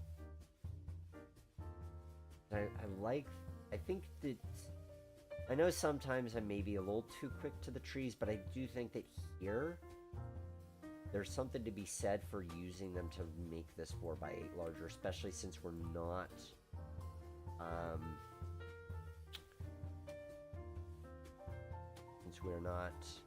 using, excuse me, baseboards. Actually, I like those. Move those here.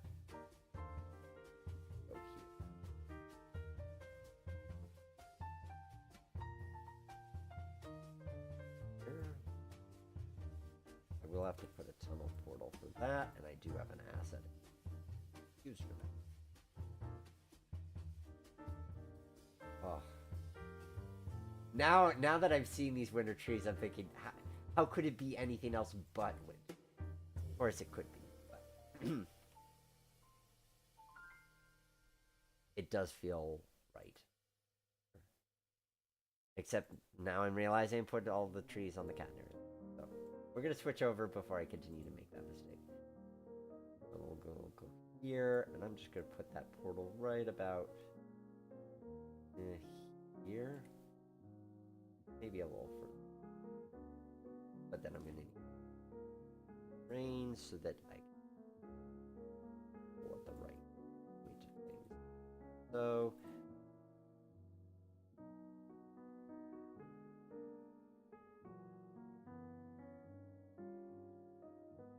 and then I need right. So and then that up a little bit.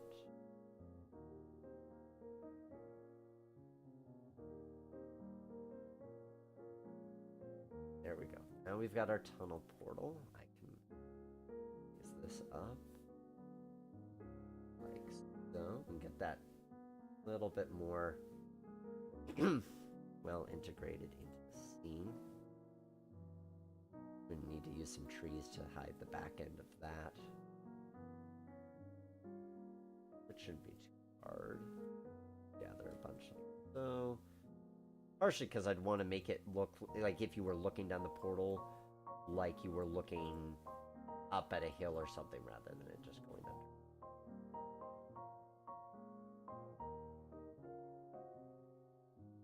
Got a little bit of variety of type of vegetation in this. So, this is making me so happy. I'm just looking at this. I'm like, that is a vibe I am here for, and I am living for it. Now let's fix this road. This road looks like it's seen some better days. It's also seen some things that many of us have not yet. May never see.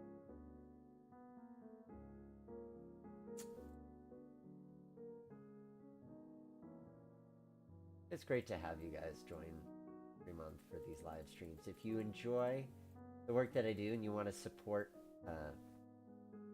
this, you can go to patreon.com/theroundhouse. For as little as $1 a month, you're supporting the work that I do, and you're getting early access to these train layouts before they get released over on the main website at outstock. That is much better. So if you're able to support me out there, I appreciate it. You also get early access to episodes of the Roundhouse podcast, one of which just dropped today, and this one, it's episode 150 of the podcast. It is an interview with Al Harper, who is chairman of American Heritage Railways, aka the company that owns the Silverton, and the company that, fittingly enough for the season that we're building here, licenses the Polar Express events, rail events. Very interesting guy, super knowledgeable about the industry. So if you want early access to him talk about his perspective on torch railway, go over to Patreon, and I appreciate the support.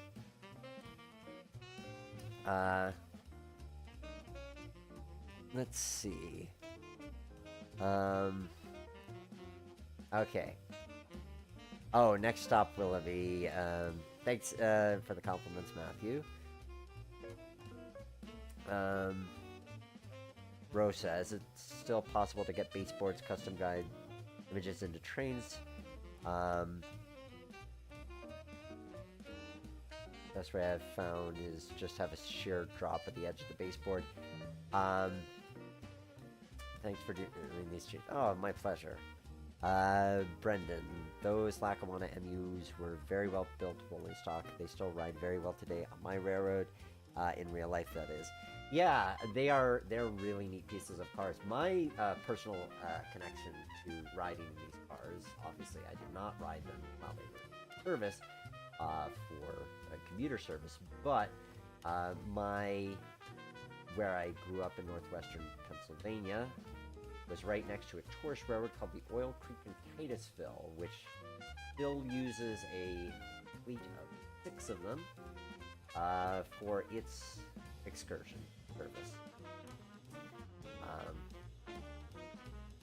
Nice ride if you're ever in western Pennsylvania. I do recommend checking that one out.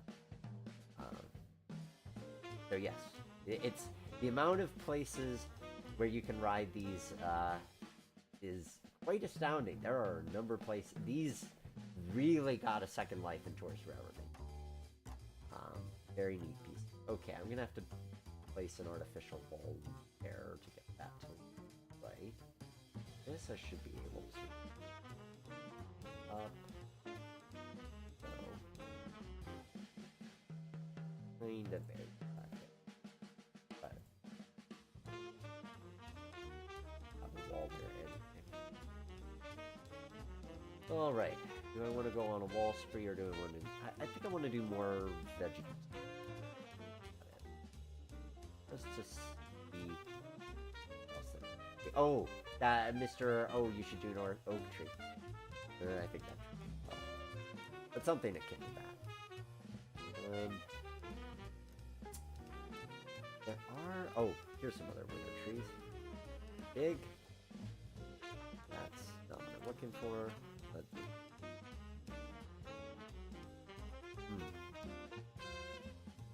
Let's see how easy it is to find just the right kind of winter. It's not going to... Oh, perfect. Yes. Sometimes you want trees that kind of go blend in. Other times you want little ones like that. This is a nice spotlight. I could see having little benches. Like the idea of fencing and gating this. Go to town. Let's see. Where do we?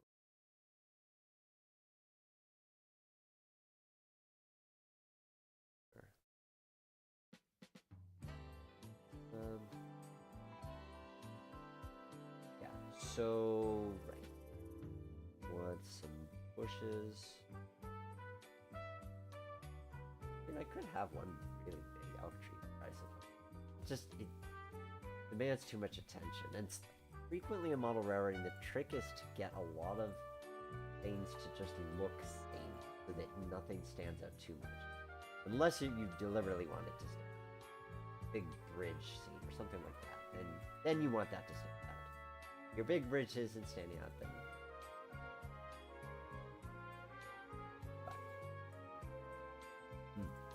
I'm digging that as a corner piece, though.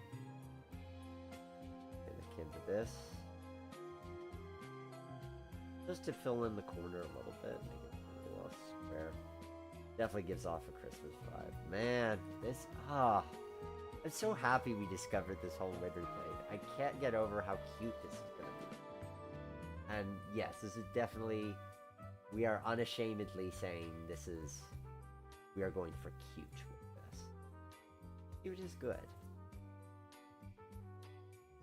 I think cute, sometimes we're too afraid to be too afraid of, like, oh, that's silly. It undermines the sincerity of what I'm trying to do. But there is a sincerity I think is often underappreciated. We're gonna explore that with this design here. Something that celebrates the West Hallmark and yet to be determined railroad. I'm just not totally sold on Ray. I don't hate it. I just not clicking. Homely. The West Hallmark and homely. It needs to be some. Oh, homely as I thought you were saying. Homely as the town name. A multi-track station name. Trying to figure out something almost tacky to fit.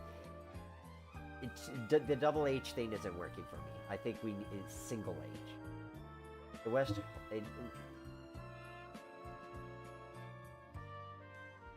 needs to be something that doesn't start with an. Oh, I've seen it too with the zebra, Chris. Oh, I don't know if I have any of those crossing assets because they usually don't use them. Like Trainz has some. I need to go shopping. But those old-timey, the old-timey crossings that that have the zebra stripes on them. That to me sounds cutesy.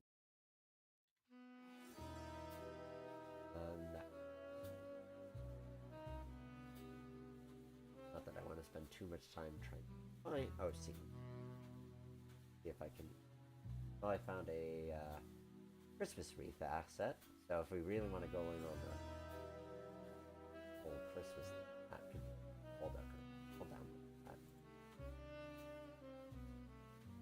And sorry to go shopping while streaming with you guys. You know, I try to avoid that, but sometimes. What did I do? Man, if any of you regular Trainzers can recommend a crossing with the zebra striping, you know exactly what I'm talking about, right? If any of you know of a crossing asset that's out there that I can use for that, I'd throw up a queue, I'd appreciate it. Because that'll fill that build nicely. Or fit that bill nicely. Build the bill, fit the bill. Fit the bill. I'm gonna get that platform made up. Cute. Oh, and they have those. And here we have a skinnier version of that platform. Which, that just looks so. And that's a winter asset, as you'll see. This platform we're going to leave exposed to elements. And station, I want to leave it. Can I raise it anymore? Lower. Actually, I can lower the platform that high. They look a little bit more interesting. A little bit more.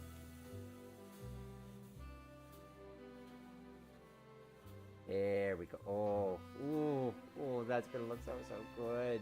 I can't wait. And then we'll need to fit a little bit of a drive and figure that bit out in a while.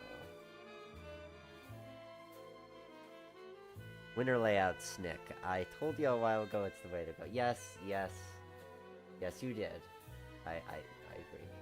And honestly, I mean, that's another reason why I want to experiment with dioramas, is that I don't know if I'd ever commit to like a full winter layout. Maybe a scene as part of a layout. I could see doing something like that.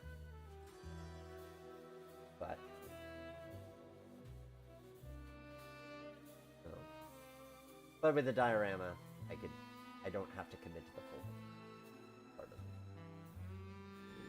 Adjust that road height. That is a oh, there we go. That's looking right. Now I need a retaining wall. Like this one? Question mark? Oh, yeah, like that one. Totally like that one. I can totally make that work. Good. I'm gonna adjust it all the way down to that height. We're gonna get that height. We're gonna apply that height to line here. Oh. Here.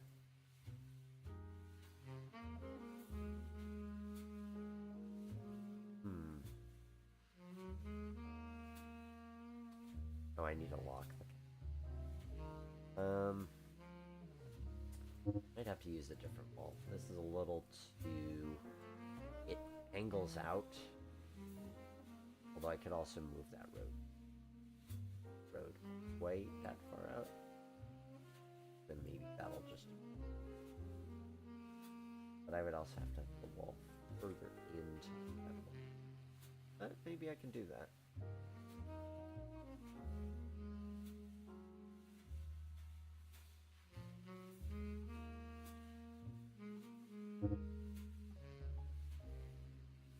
These are hard to see. I do like this wall, so I can make it work. Yeah, that's good enough for me. Little angular looking. Main thing is I have the room to clear the holes, and in the long run I work on other solutions. Line point to that. Oh, there we go. There we go. That's it right there. Yep. That is it. Now we're going to need to build another retaining wall, which I don't want to put on catenary.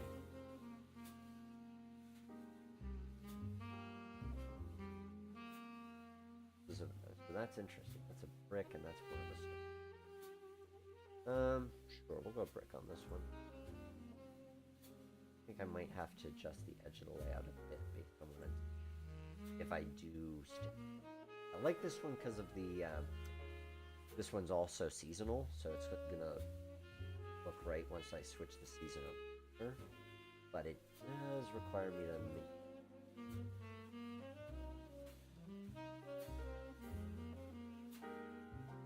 I think I'm gonna have to maybe use something. I know what I'll do. I think I know what I'm gonna do for this. Something akin to this.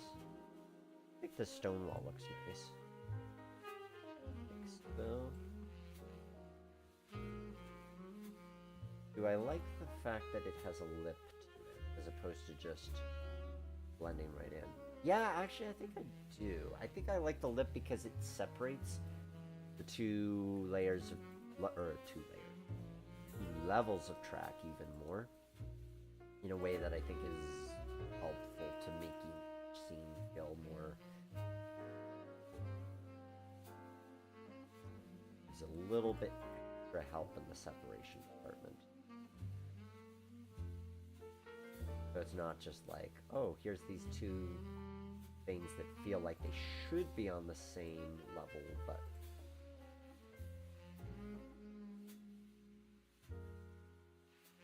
and like so. Yep. Yes, that is making me happy. And I'll keep it going all the way to here pretty much.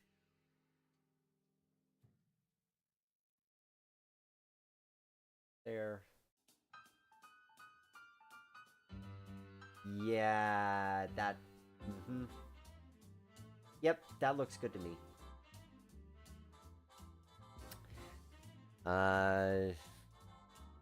Jimmy, cuddly. Oh. The West Hall. Oh, I like it. The West Hallmark and cuddly. Because cuddly sounds like it, like that spelling totally threw me. I love it, and you made me cough the hardest I've coughed tonight. So, okay. The West Hallmark and cuddly it is. So you've got the town. I feel like West Hallmark is the junction, because West and East are often junctions, and then this is cuddly. Oh, I need a teddy bear. I need a teddy bear to hold it hug. Like oh. This is schmoopiness overload. Welcome to Great Schmoopiness Live.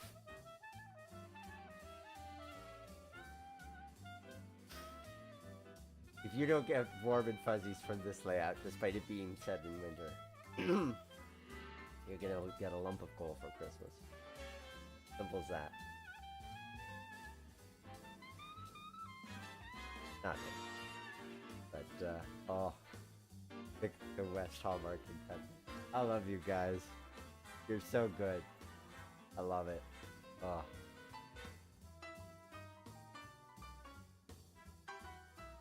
West Hallmark and that's Just so brilliant. Okay, so we're gonna make this look a little bit rubberized, which is often the best way to hide Trainz's inability to have super convincing grade transitions. Dress them up with shrub, grass. I think I have a winter grass, and I might be interested to find. I know I have some dry grasses that kind of look convincing. Because the only thing I'm worried about is just a little bit too much white. I don't want too much, and especially here, this is becoming, I'm realizing this is becoming very patterned. So let me see if I have something that can...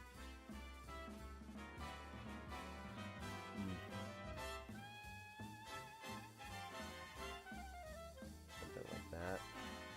Yeah, that'll work.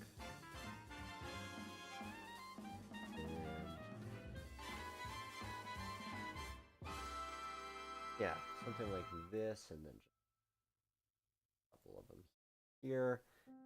I need to adjust that because things probably also blend a little bit more from a terrain standpoint. 7 equals and Hallmark. Oh, Hallmark and Willoughby. I mean, Hallmark and Willoughby is good. Like, Willoughby definitely sounds like a real name, but the Hallmark and West Hallmark and Cutley, that won it. That won it.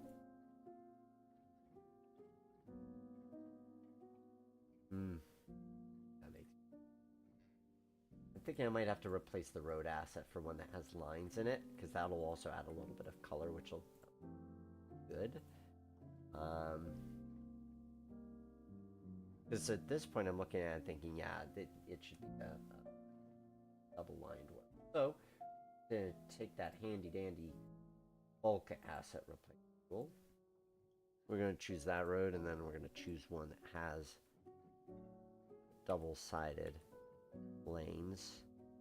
And we're going to press replace. And is it going to fit, or is it going to look weird? No, it fits. I suppose I should put a guardrail there. That's going to be dangerous driving that if it doesn't. One. So, yeah, we'll put a guardrail there. But more about those switches after the fact. But that'll work for there for now.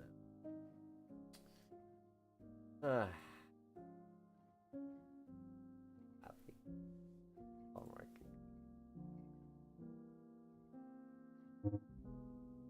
Oh, I need to go to the catenary layer.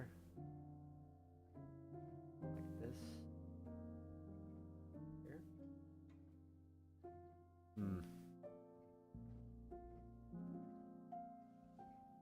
Oh, snowman assets on the download station. Yeah, we'll put some in once we get to the kind of super detailing build. Oh, this is a little overlap. I mean, we're gonna need to play around with it a bit because whole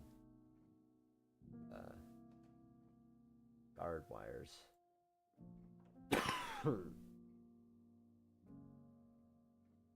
For now, this I think will do.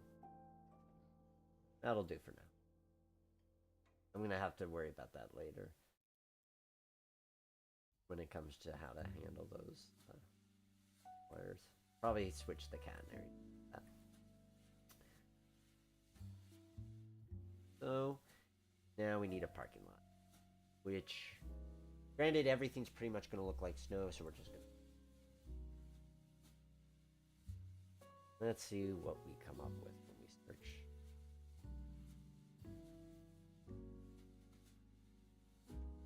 And it's going to be a question of, well, why did the...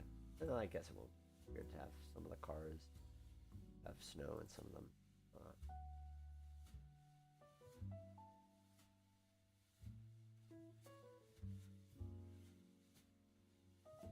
Definitely leaning in with some of our cars. I should 40s as well.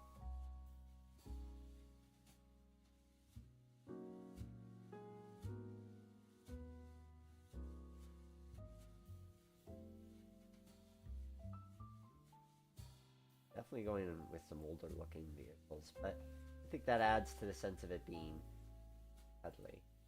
Oh, looks cool. I should put a platform here. But this one should be ground level, it says. Not the canopy spine. Definitely not that. Oh, and I probably switch. Yep. Put the cars on the catenary level. That's okay. Sometimes mixing up the layers is okay. Mainly for just making sure that when I'm placing my splines for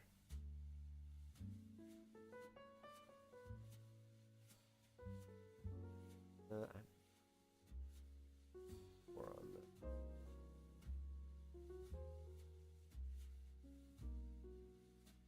no, I want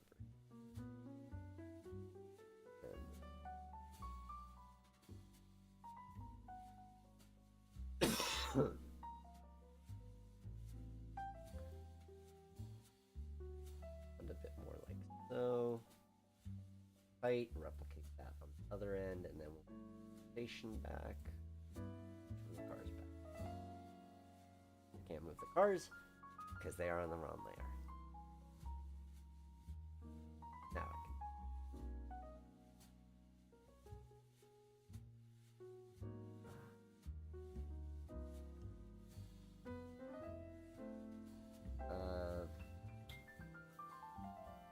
I'm realizing I'm gonna actually have to put all those on the ground layer because I need to have crosswalks because I do not have crosswalks. Don't have the ability to fit pedestrian bridges in here, so they need to have a way to get from one track to another. So we're gonna adjust the height on all these guys down to ground layer.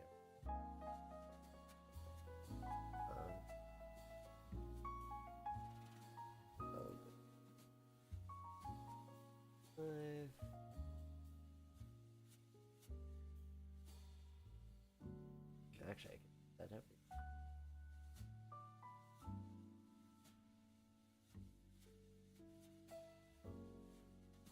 Yep. And then over here on the other side, we're going to do the same with the platform. Here. Cool. And then I just take that.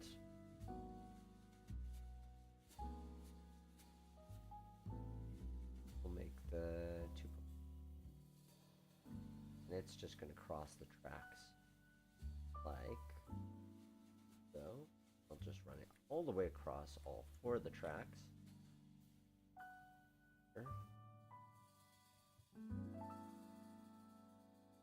Lower it even more so that it can fit there. And I might have to do a little bit more, but that'll get us started. I could also just quit crossing.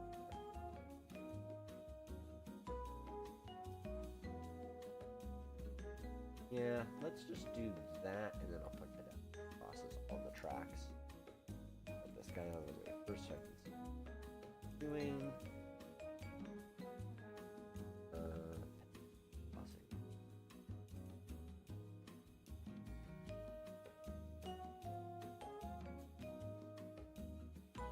Not the javelin. But like, yeah. Yep. Like so, so, and so. Now, passengers have to get from one track to another. That looks pretty dope. Realizing I probably need some kind of signal. I'm also realizing I'm not sure what kind of signals existed on the DL&Ws. Right now, it's all dark territory.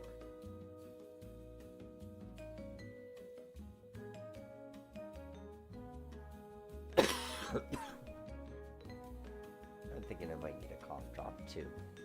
Hang on, guys. I'm gonna get myself a cough drop, and then I will be right back.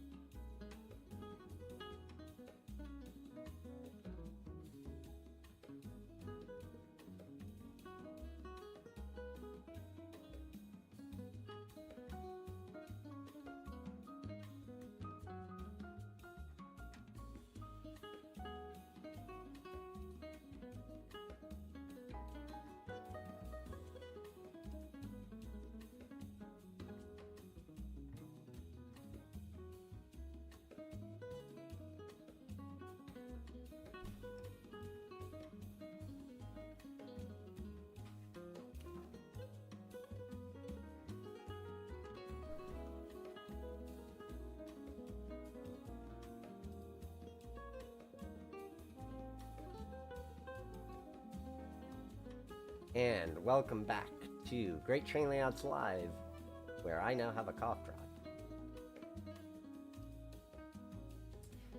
To answer your question, Matthew Harris, have I ever considered a London Port Stanley layout? Yes, but except for one, the only rolling stock we have is just the box cab. We don't have interurban cars. So, maybe someday. I don't have an idea of what design to use for that yet. Alright, I need a sidewalk.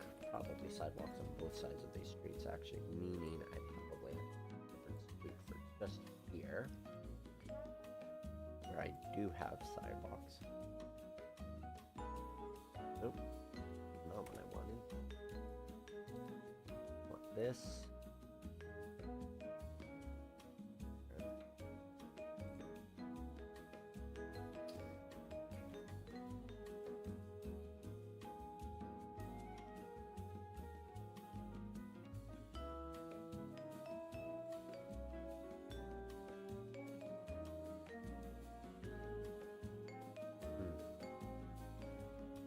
Yeah.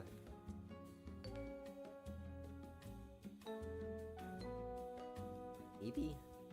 With these assets is always the difference in height of the road and back, but yeah, that looks okay. We'll go with that. Gonna move the perch back. Line up like so.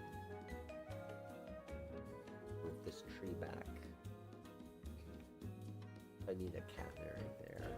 It might, but maybe I'll move both of them.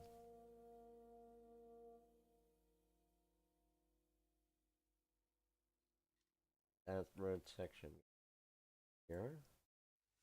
This.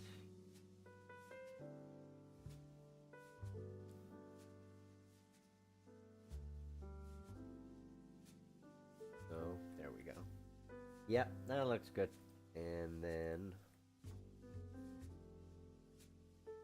abrupt as it is, I kind of just need there. I'm going to smooth out this part of the terrain, get all of this squared up.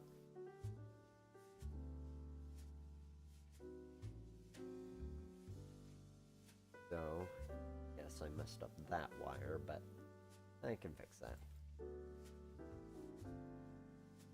And then this needs there. And another one of those tunnel portals. Need to make sure I'm not applying this to the catenary layer, because of course I would be.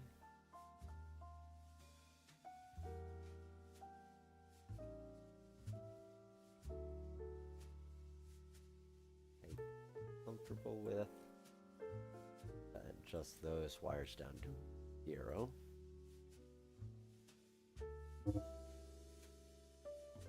Go back to the catenary layer.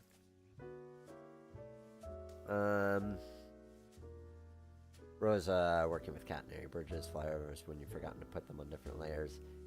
Yeah, I know that pain far too well, Rosa.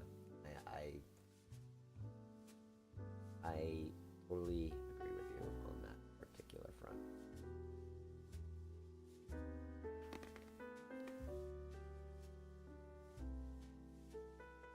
I'm realizing I didn't actually want to square that up. Have it kind of off like so.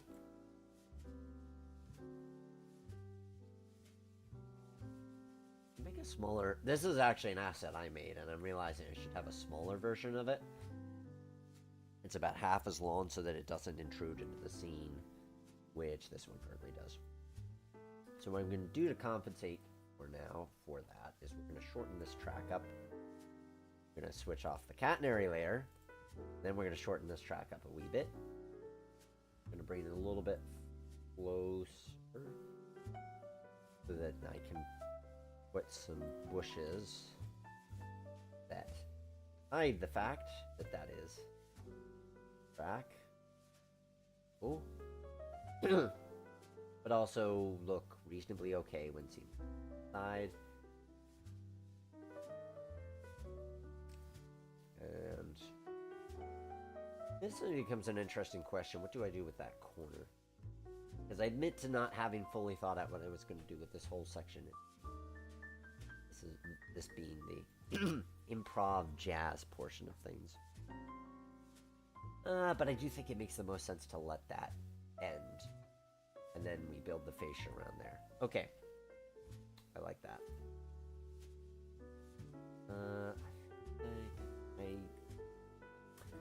If I can do a little bit more landscaping to get 7.1, that all to blend. James, what would the passenger crossing situation be on a junction station like that? Wooden boards across the track or a subway? You mean if you're talking about where I put my crossing boards? Could be any number of answers. Could be any number of ways of doing it. Could be an overhead bridge. Could be at level grade. I mean, these days, I think newer builds are typically subways or bridges, depending on the surrounding architecture, what is feasible to do. You don't really see at level crossings, I think, just because of all the liability, and you have to have signage and gates and sorts of things that they didn't worry about in the 1950s. Let's put in foreground, a little bit of foreground. Brush, just to give a little bit of variety to the sort of floor.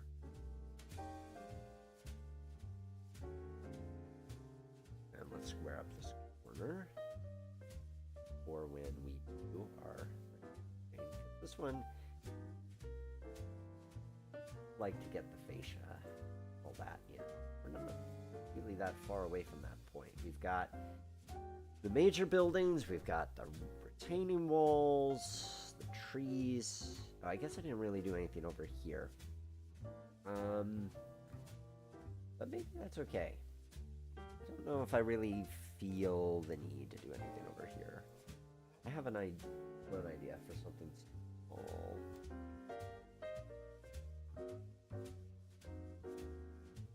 I really don't want to do anything. No, that's gonna look weird.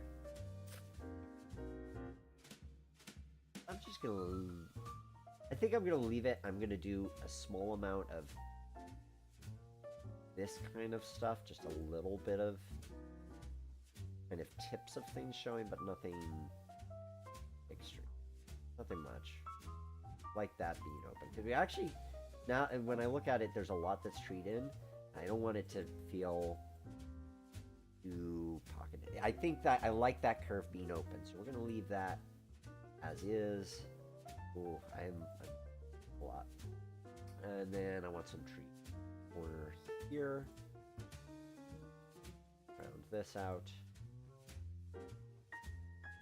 And things to go here. Then it's a nice framing device.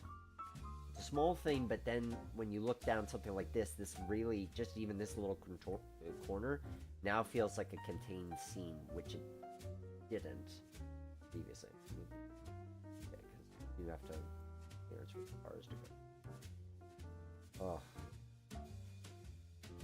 Okay, somebody mentioned a snowman. Let's get a snowman, and probably gonna have to download that, but should be able to find. Full. Some of these are older assets. Oh, I have one installed. Okay, here we go. So for all those saying we need a snowman, I say, let there be a snowman. And we have our snowman. Isn't he cute? I will call him Jim.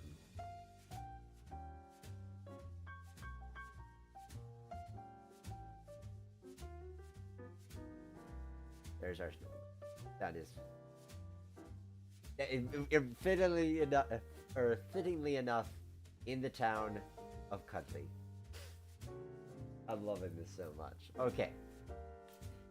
And then terrain painting. Let's So here's what's going to be interesting with that. First, we're going to turn the season to winter so we can see what texture, and we can see what the results are. Do that by going to edit environment. We have to change date to, or no, we don't have to change the date, but we have to change the altitude. Yes.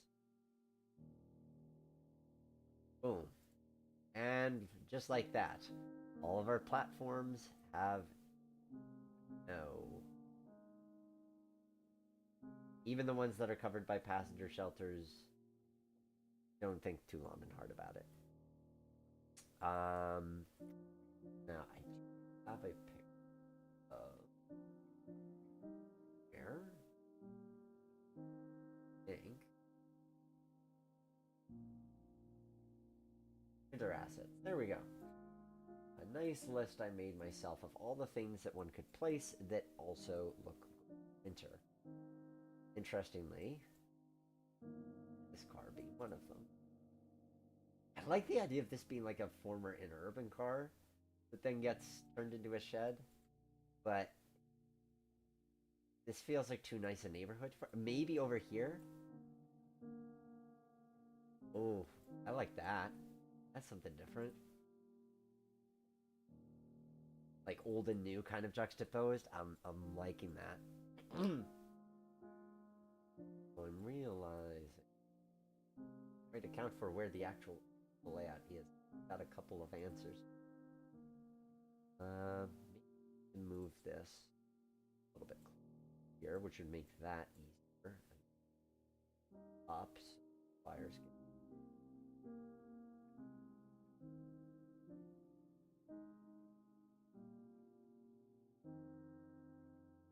One wire that's all the way out.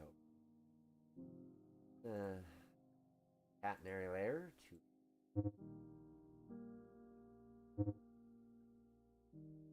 Oh, pressing plus.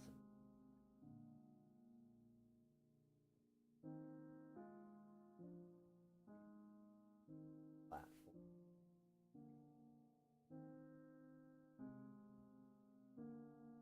There we are.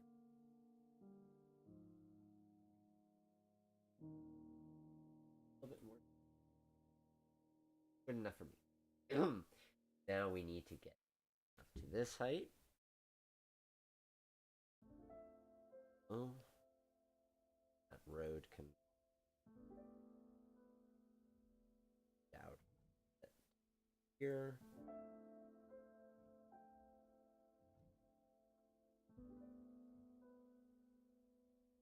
What do you guys think of this build so far? Do you like this choice of era, this choice of design? I'm having a blast, personally. This is a super fun one. I'm loving how this is. Color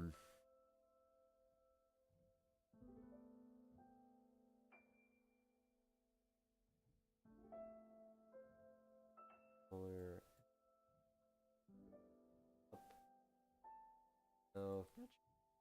No, that should work. And then I can, yep. Now there's back to the part of the show where we show textures and try to vary them a bit. So... Oh, right. A couple of dead trees. Or snow-covered trees that don't. A lot of this is just no. Maybe I should do it in this. Well, doesn't really matter if it's since all these trees aren't really seasonal anyway.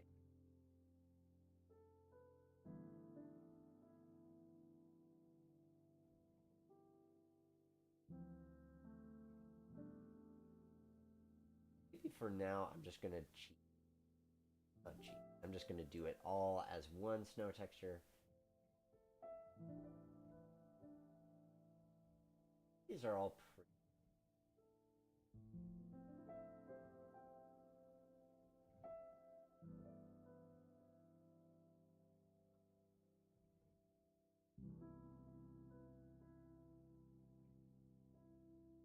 Okay, here's our winter wonderland. I like how the track looks with it. That is very cool looking.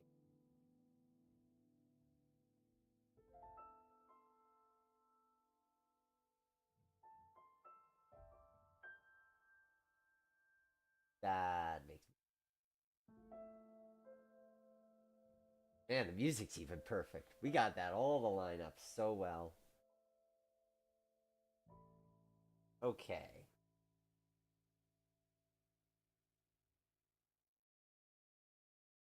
I mean, am I missing anything? Maybe I should do a little bit of like dirt and mud in places, just to give it a little bit of variety. So like where the parking lot is, we'll add little bits of mud because has been some traffic like that interacting negative with that. But we'll do some mud and some soil so that it's not all like just this perfect snow.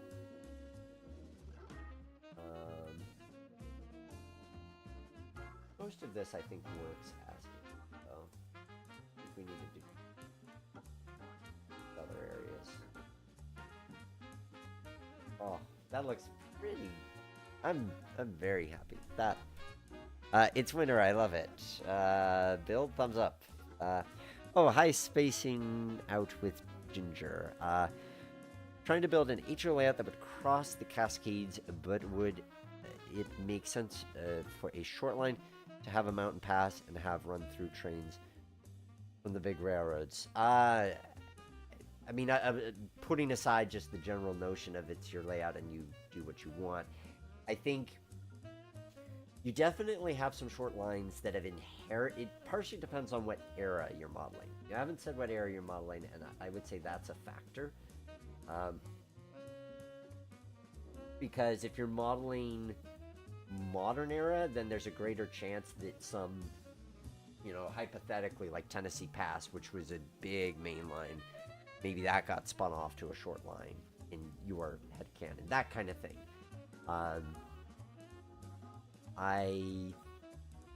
Something like that is going to be your best. Oh, sure.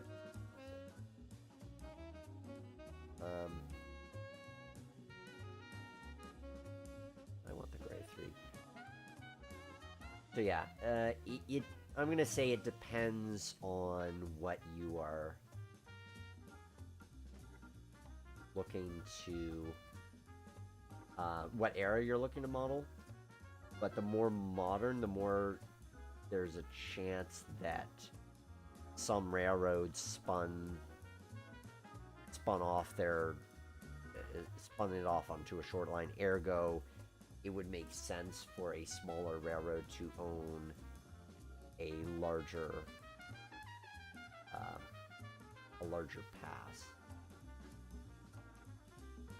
So yeah, feel free to elaborate and I'll try to answer that a bit more in detail. Oh, would be modern, then yes. I think if you invent a pass that was a main line, that got spun off to a short line, I think that you could probably come up with something.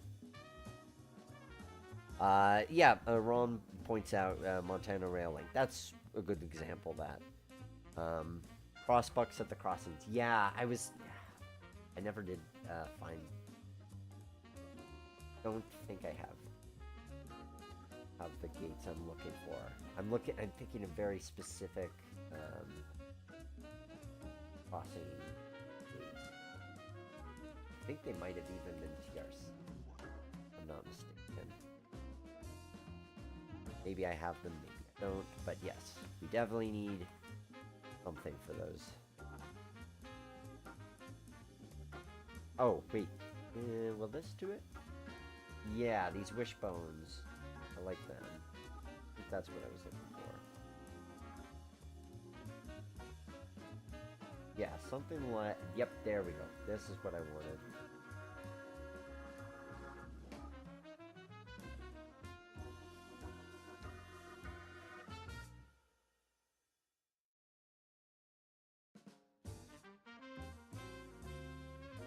And I suppose I never show setting these up. I could show one. That. So let's see. I have the crossing here, the crossing here, and that's... Yep. See if I can get that set up and get that working.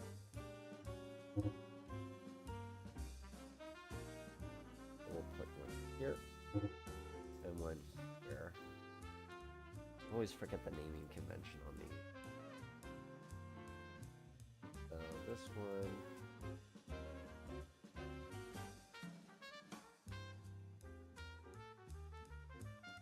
Yeah, there's a like 12 and 1, 12 and 2.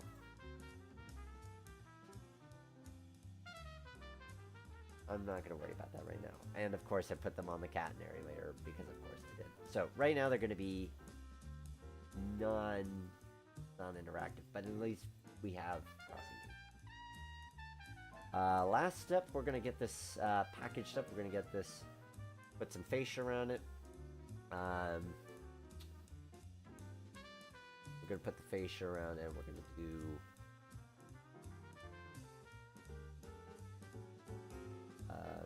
big holes. And for this one, I think I almost wish I had white fascia, but we're going to go with black just to contrast it a little bit. MR black. Although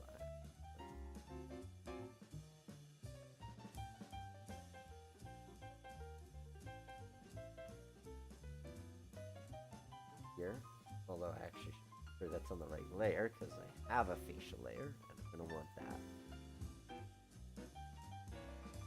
So, and we're gonna run it from here, here, round, here. Walk it straight, round off the corner.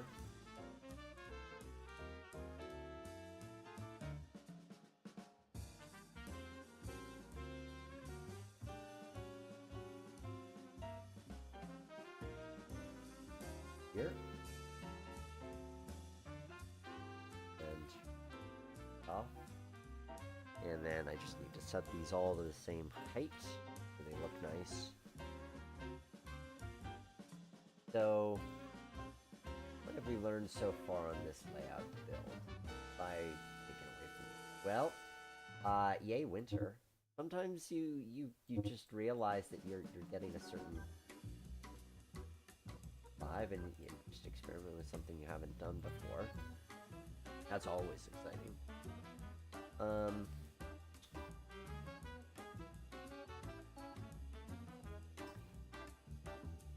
And I think never underestimate the power of trees to create separation of scenes. You don't always need more buildings. There's definitely a way that you build this that's very urban and dense. And that would be one way to do it, but I like that this it feels like it has room. It feels like there's more between, there's more just breathing room. I like that about the design. Here. And here. Help me to see if like so. I can get that out, and then I can do big holes. Although I should probably I should put my face sheet down here.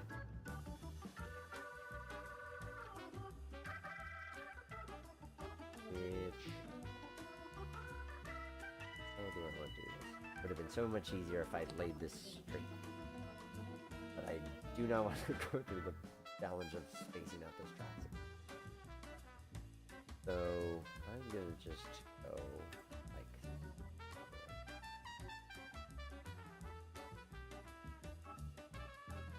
here. Move this building a little bit. Group layer. I do like having that big terminal at the end. Not sure if I would do this if it was just staging. But it'd be one way of making... It'd be one of those buildings you acquire because it just looks cool in the box, and you have this idea that it's a thing you're gonna do someday, and then finally that day comes and you actually end up building it. And what a good day that is. Yeah, okay. We're gonna, yeah. It's not gonna be perfect, but it'll do what I'm looking to do, and that's good enough. I'm thinking about how to get the dig holes to work. If you've seen me do the dig hole portion of layouts before, then you know that it's dig holes, getting the underneath landscape to disappear in Trainz. It takes time and practice to figure out what approach works every time you... But we're gonna make it.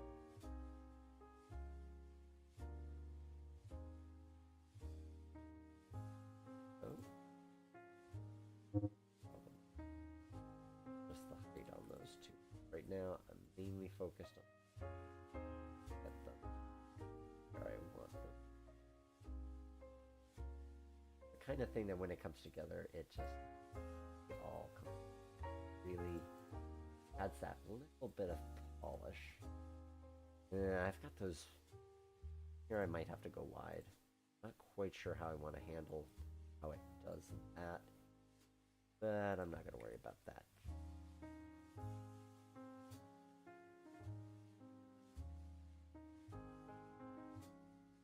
I'm going to build that here, here, and then we'll just run it straight. It's going to result in a bit of a kind of open area that I'm going to want to fill in the long run, and I don't know what I want to fill it with now, but that can be a problem for later.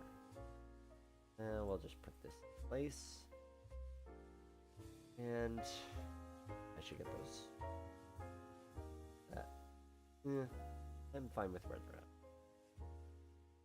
Let us do some dig holes. Now we go to yet another layer.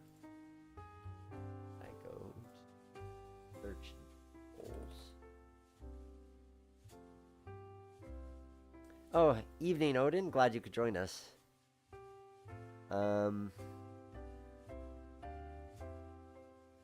Michael, 2mm bits drill skewers, add wire plus glue, then craft sequence for insulators. Milwaukee Road copies.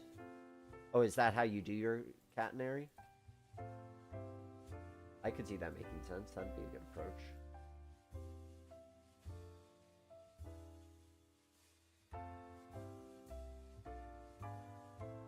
Love it if somebody did a YouTube video, especially somebody who's successfully done overhead catenary in HO.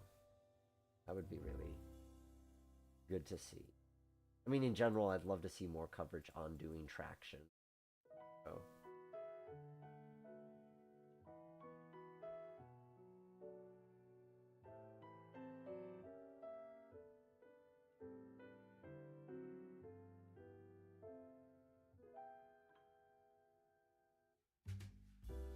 Here.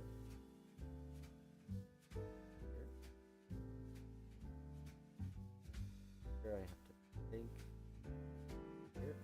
Yep. There. There. Now we've turned our layout into a floating island paradise. We'll increase the circumference of the amount of dig holes by a bit, so a little less weird.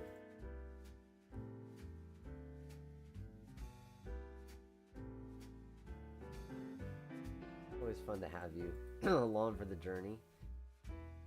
For those who are new here and want to tune in every month, I tend to host these on the third Thursday of every month. The full schedule is posted to greattrainlayouts.com, which is also where you can download these layouts once they are released. And I'm gonna put the walls, walls there and there. So gonna dig that a bit more. And if you're watching this and thinking, he seems like he knows what he's doing, I'd like to have him help me design, or at the very least pre-visualize my train layout. I do take commissions, and again, if you go to greattrainlayouts.com, you'll see my contact info there. I would love to help you bring your train layout to life. There's nothing like the joy of being able to say I am getting, and I could say this as somebody who's finally, I mean, Greenfield Village has been in progress for the past couple of years, but it took me a while to really say I'm going to start building the engine terminal and second guessing in, and finally I said I'm going to start building it, and it is so satisfying to see that come to life, especially with the fleet of Rapido steam locomotives that are going to be operating. Okay, I should probably modify that slope a wee bit. Oh, but there we go. And I'm gonna try and travel out there to make it sense. All right, last things I want to do. We're gonna put some legs on this so it makes sense. We're gonna put some walls.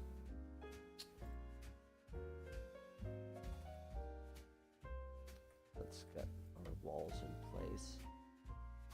What kind of... Oh, that's a stone wall. That's kind of depressing. I want to... Yeah, we'll use our blue walls. Sometimes I feel like I'm too... I always go for the obvious. I always go for the blue wall. But, you know, sometimes the obvious is the best way to go. Oh, I should put that in the wall layer. That's the fascia layer. Nothing wrong with going with something that's standard. If it...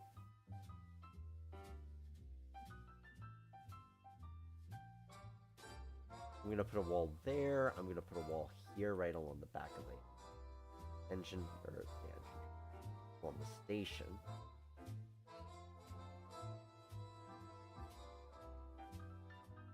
So,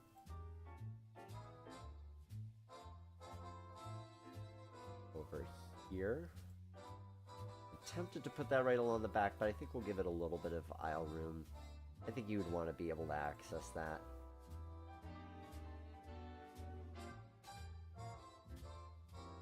Getting this all to a height of negative 90 meters. I forget what the math is on that, as far as what that comes out to when you scale it down. But it looks right when it comes all said and done. Oh, I never answered the question earlier about my favorite layout build. I would say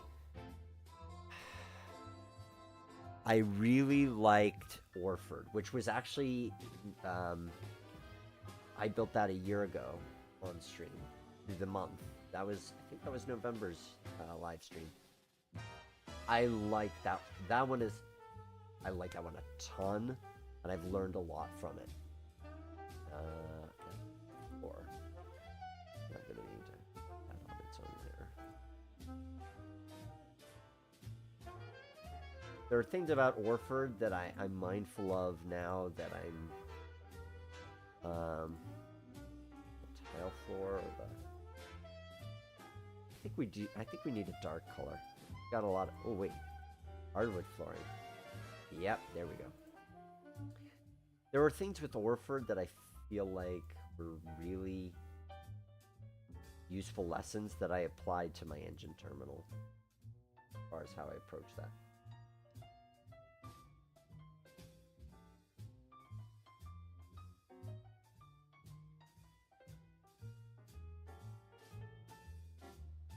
Get the floor pattern to match up. That looks good enough. And then that's just going to be 90. Orford is definitely up there. As far as other layouts I've built on the stream, I have to go to my own website to remember all the layouts I have built on a live stream. Well, if I go to live and I go to playlist.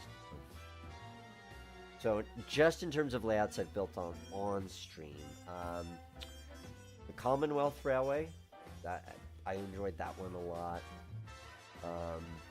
Oh, Lolita Mad River that I built a couple of years ago. That was a fun art project of a layout. That'd be hard to build in real life, but I really liked it. I'm gonna say Lolita and Mad River and Orford are my two favorite builds that I've built on stream. But they all have their charm, and I'd be curious to hear, yeah, this is an obvious question.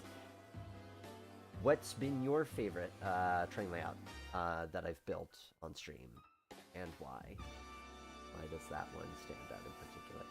Okay, now we just need some legs so this doesn't look like it's hovering in midair. I should be MR if I don't. Yep, MR HO leg. We're gonna put one here. Make sure it's. Oh, our poor building sank into the ground here. Fix that. Oh, I can turn that the other way. I really wanted it that way. But there we go. That in the corner here. Lower it a little bit. And then this leg here.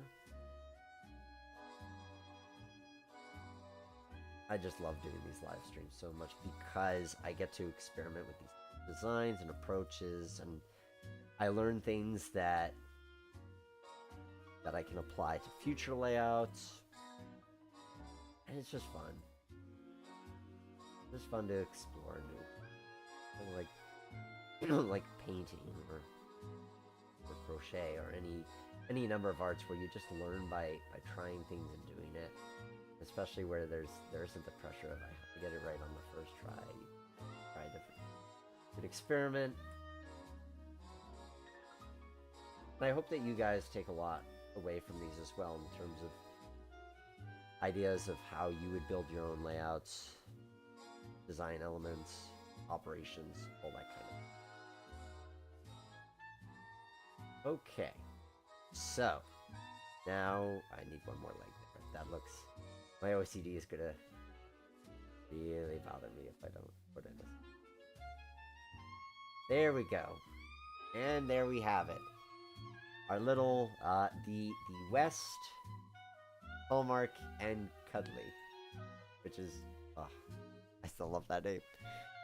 Okay, looking at your comments. Ron Paladin Wags would also be cool. Yes, I agree. I just don't know if I have any on hand. Millennial Modeler, these look great. Thanks. Feels like the sleepy town at the end of the busy commuter line. Kootenai Lake navigation and Wisbeach and Upwell were particularly well done. Well, thank you. Kootenai Lake, I liked it as an art project. Operationally, I'm so tempted to redo it because I feel like if I added on even just one more foot, that yard would be big enough in that design to make it work. But, was reaching up well, thank you. Especially since that was one I designed myself. Besides building, I appreciate that. The Virginian is one of my favorite layout designs, period. I only didn't count that one because I didn't build it on stream. I technically just showed it on stream. But yeah. Glad you like that one. Oh. Ooh. Okay. Now let's get to... Oh, one last thing. I'm gonna build... Just want to add fascia to cover up those portals. And I promise we are gonna get to the part of the show where we play with some train.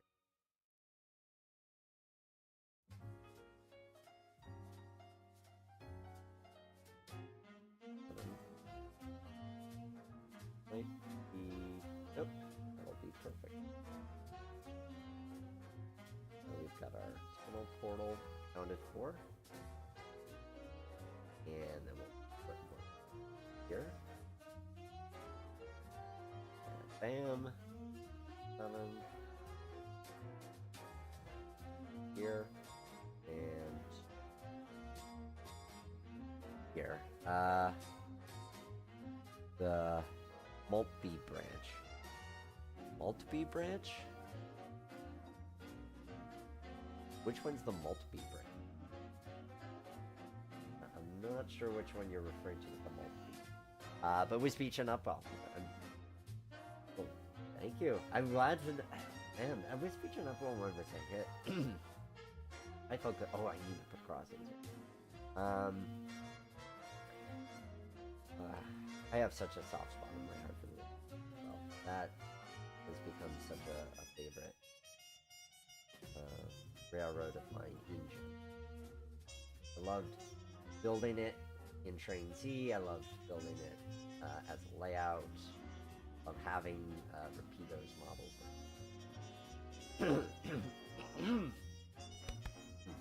Excuse me. All that maybe.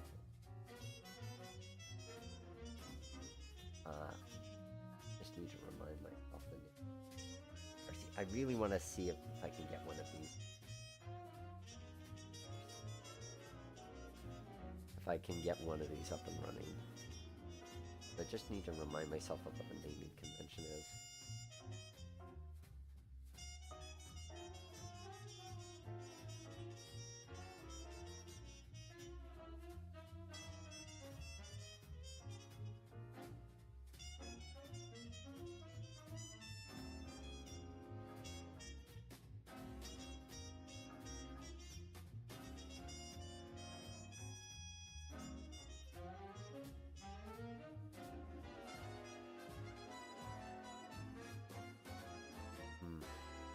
I'm going to review one of my... Save this.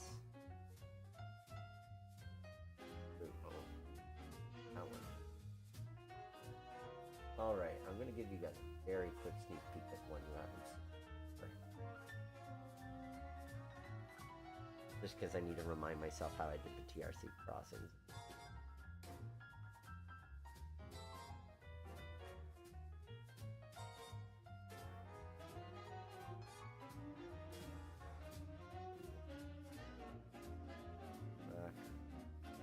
Oh, is it all like one in... Now I think I remember how this goes. Yep, they all... Okay. Now I remember how to do it. Call that a sneak peek for a future stream. That's a train layout that's done, I just haven't had the chance to do anything with it yet. So, I'm going to see if I can get this crossing up and working. I'll know pretty soon if I did. So, one. And then I promise we will run the electrics for a good long while. We will have some...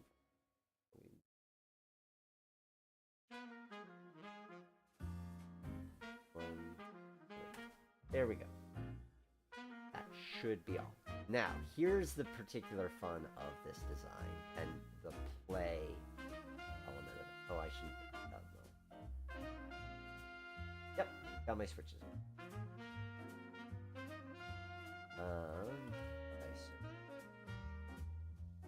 Okay. So...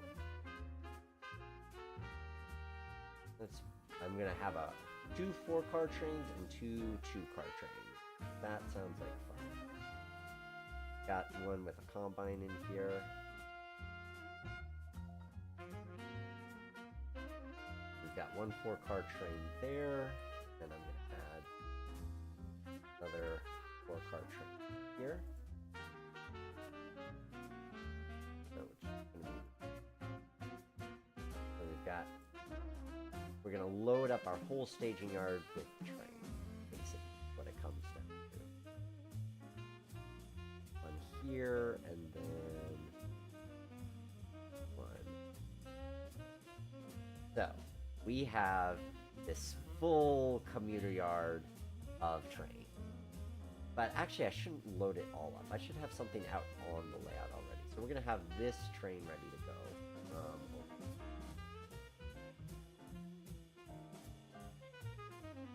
So let's talk about operations and what we can do. Because obviously, some of it is self-explanatory, but some of it, I think that there's a little bit of explanation. So, in a general sense, you can run your trains from this main terminal up into the main loop area. Though it would be easy to just say, well, don't all the trains just go from the main area up to the loop, up to this end depot, and then back? The short answer is yes, you could run all trains like that. But I think that part of how you maximize the operations is by varying where the trains start and stop. So, as well as how many loops they do. Maybe they don't all do the same number of loops. Maybe they do. But I can see at least 4 distinct routes. So one would be the obvious, you go all the way out to the end, you come all the way back. A second one would be, you start from this station here, you go out to the end and back. A third one would be you start from this station and you just go to this middle station and back. You could also potentially, rather than treating this all as the same station, this is one station stop and this is another station stop. Yes, they're all the same station geographically, but if you're really trying to maximize how much you can do from a timetable standpoint and keeping it varied, maybe you pretend that this is one station and this is another. That might be one approach that you take. But without further ado, let us get one of these 4-car trains going. So let's here. So this is these have just recently been released by today's sponsor, Trainz. Detail on them, as always, these guys really programs. So, for example, now platformers here, we have working doors, and not only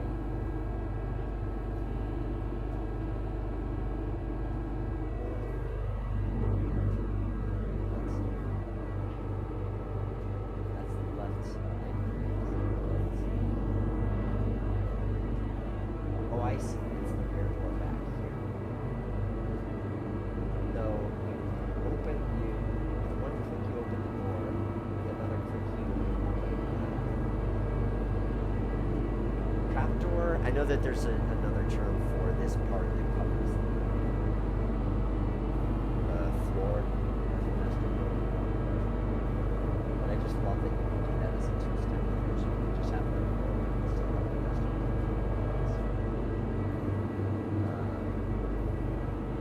You can toggle the engineer in the cab, so you don't have every locomotive with an engineer. And you can also apply marker lights. We should move our markers back.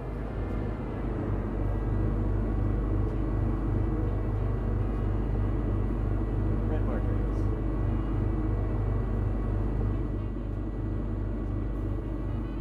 And without further ado, we shall get underway. And this one, we're just going to run. We're just going to take a full. I suppose I should raise the paragraphs. And there we go. And I just love how much of a vibe this is having this whole station, which isn't a gigantic scene that prepared, and I just think it's nice to have a little bit of a staging area anyway. So what better way to have a staging area than a Union Station? Especially since everything on this is going to be passenger. I suppose you could run it with freight trains if you wanted to. Oh, crossings did work. How about that?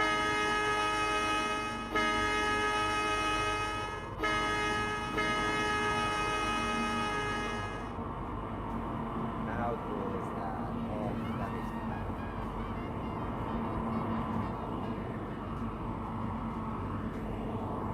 There you have it. So here we are coming up from the valley line.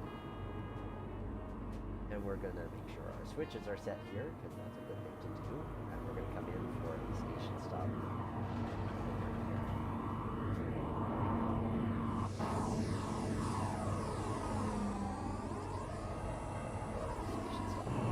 Which I overshot by a bit, but that's okay.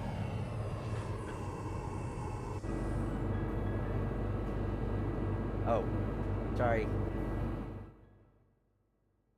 Didn't mean to, didn't mean to drown out myself. Okay, so what have I said of any importance? Sorry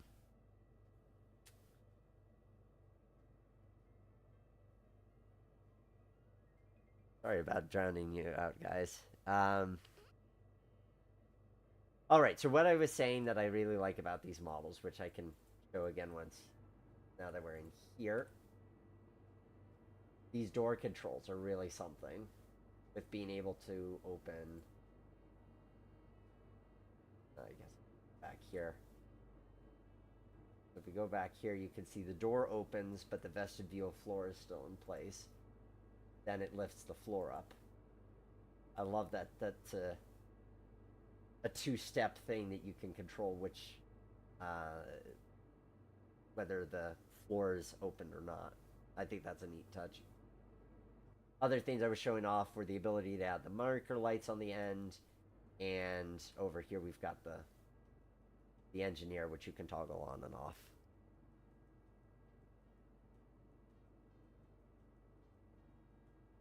All right, I think we're ready to get underway.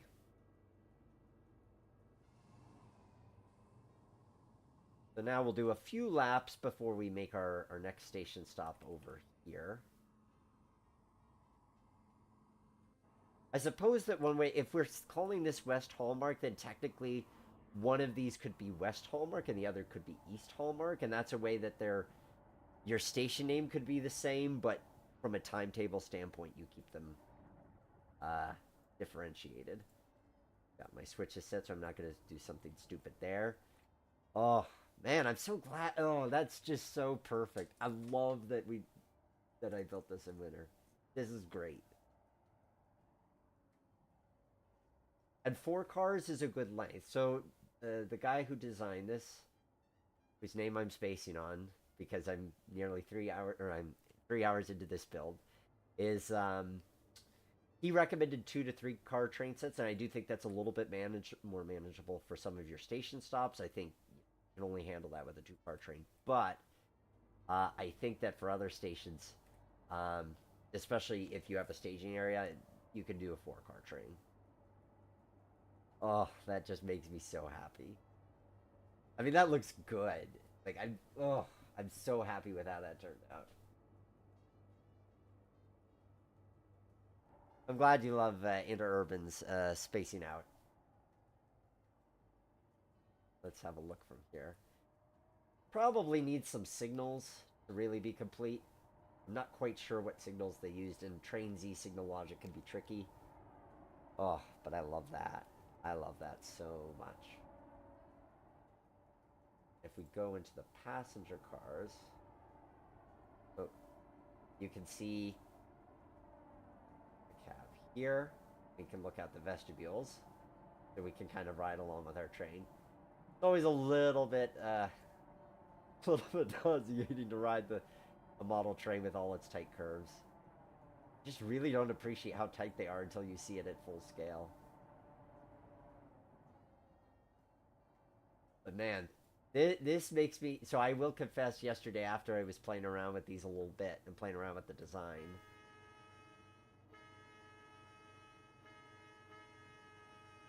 I will confess I was looking up online, you know, how much it would cost to get these. So they have been made in brass. They have been made in kit form, though I couldn't easily find them.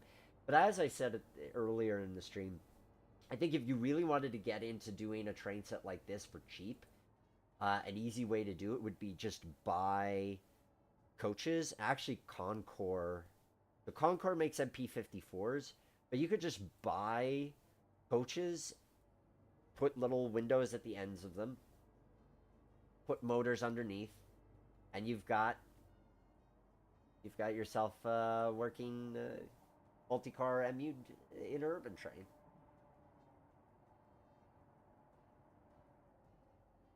Of course, in this day and age, 3D printing is a thing. I'm kind of surprised that nobody's done like a 3D printed kit of this, because I feel like if you made, you know, the low and the high roof versions, you'd have everything you need to print like 20 of them and have a full layout just dedicated to this kind of thing.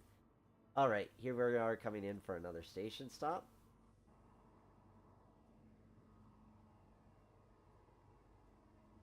Oh, I love this so much.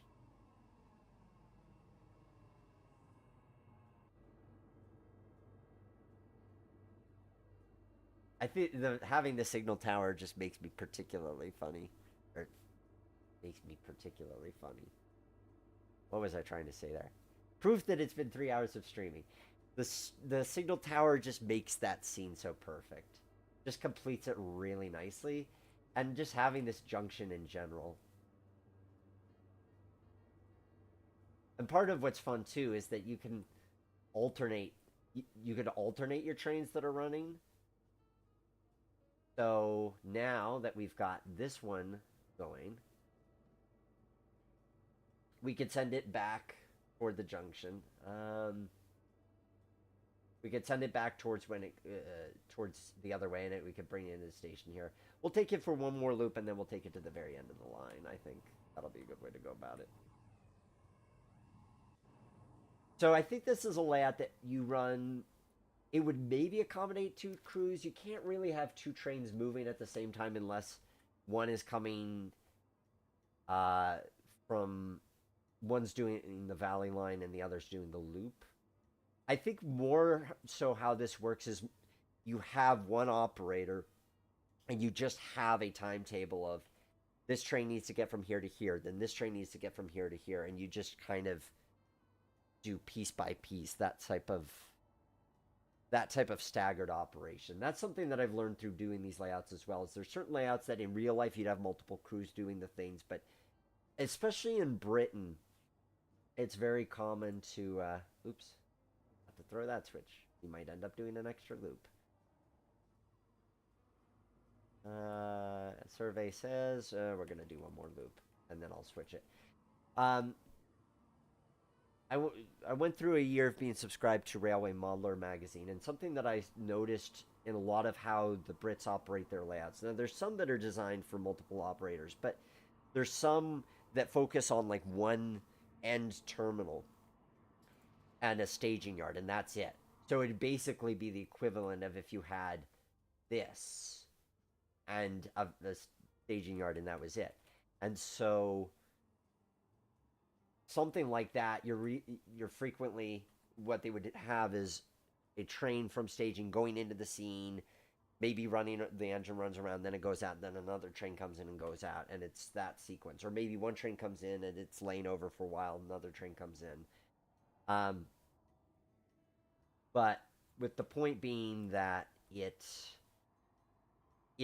only accommodating one person, but it's giving them enough to do. It's kind of like a puzzle of things. There's a lot of British operating schemes I've seen that are based around the idea of you only have one person doing things, but they're doing things in a sequence. And I think this is that kind of layout where you'd run one train at a time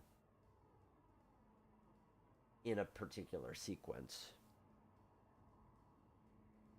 Hello, Lean Central. You love this layout. It has so much to offer in a small space.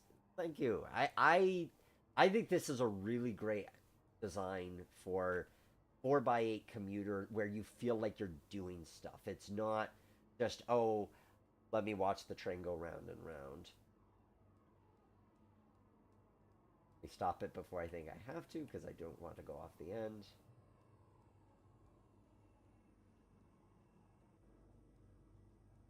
There we go. Perfect. And then I'll open the doors for this stop. Side door.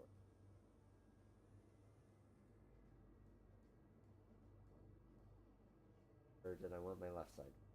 Oh, I'm probably opening the bar. Yep.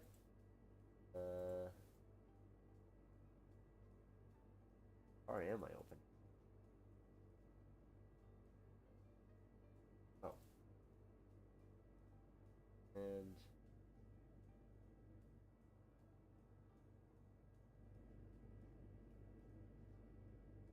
oh yeah, that door's being. Okay, we're good.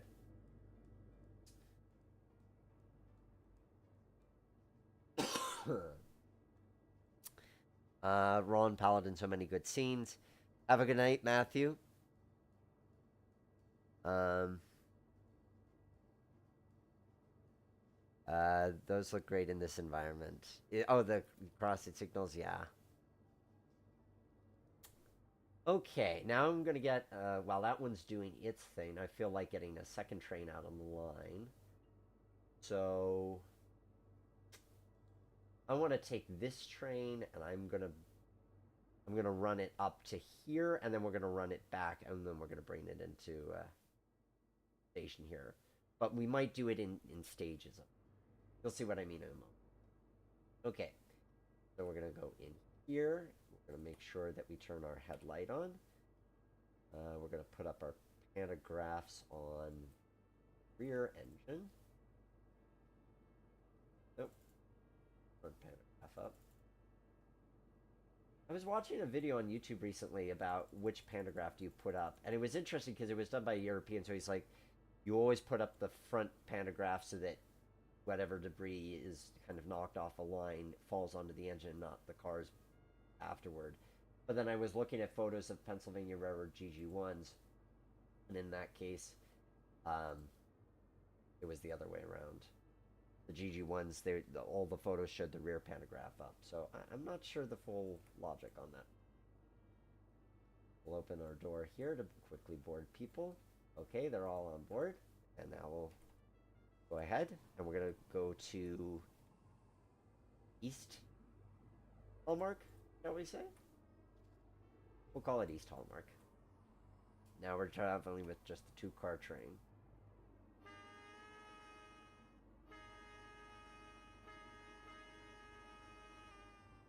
And let's enjoy the view as it goes through Cuddly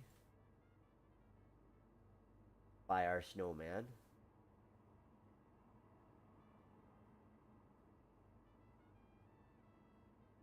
Oh.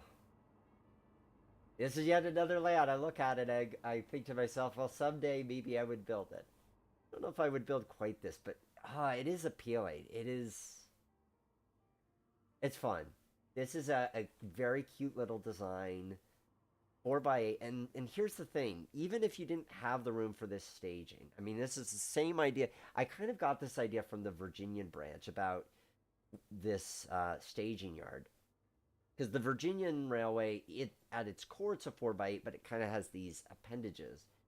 And with this, I felt like even if you don't have that, you still at the very least have this little staging area underneath.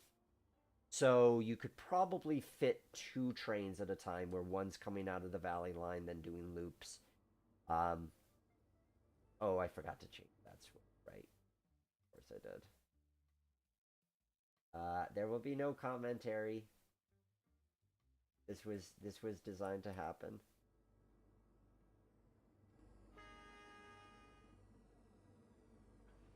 Except I need to replace that locomotive because of course it derailed, and now it's silent.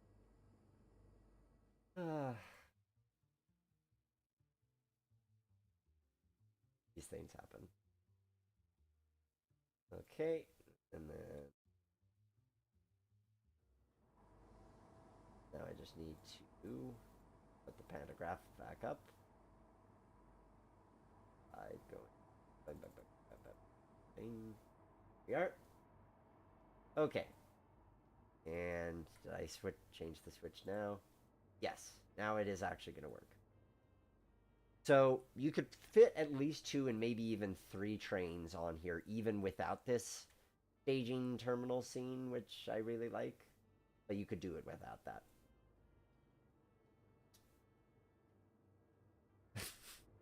Oh, space. I always heard the trailing pantograph, so it's pulled across the wire, not pushed. And you feel the last station would only really see 2-car trains because of the crossing.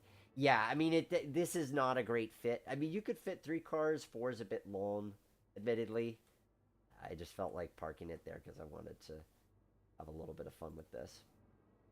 So we're going to stop this guy at the station, then we're going to reverse directions. We're going to go back to West Hampton, and then we'll change, and then we'll go down the valley back to the main terminal. Oops, got it a bit. Okay, rewind that. And here we go. Yeah, 2-car trains are what's most comfortable, admittedly. But I just like the aesthetics of a 4-car train. The Western guy from Train Town took an early Thanksgiving anyway. Fair enough. Okay, now we're going to change ends.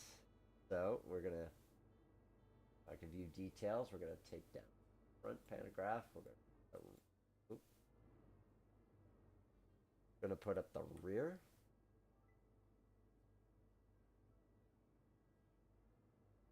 So, and then we're going to headlight on.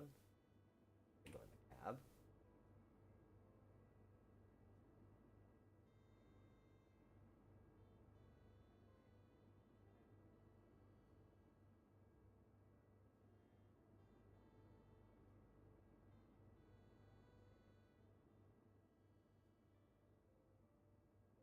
Oh, actually, I don't have a headlight on this. Oh, I would have to presumably. Okay. That's okay. Just put my engine on the wrong way. Uncouple, rotate, recouple. Now I have to change pantographs again. Oh well. Front. Now what is the front pantograph? And now we're facing the. Oh. Yep. That's facing the right way. And we'll put the marker on here. Tails. Oh, interesting. It also has the last run banners. Well, that's cool. I love all the details that's. Red markers activated. Time to head out.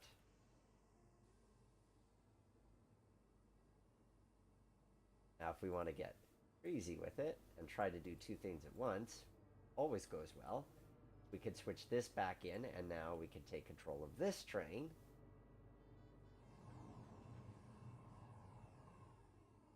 We can take its red markers off.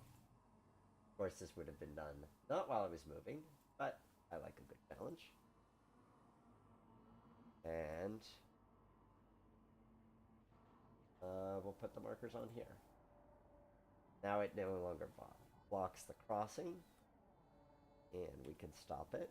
And then we're going to switch to this train, which I off a little bit too slow, but that's all right. And now it's in at east or west, whichever one I'm calling it today. And now this other one can come in for its stop.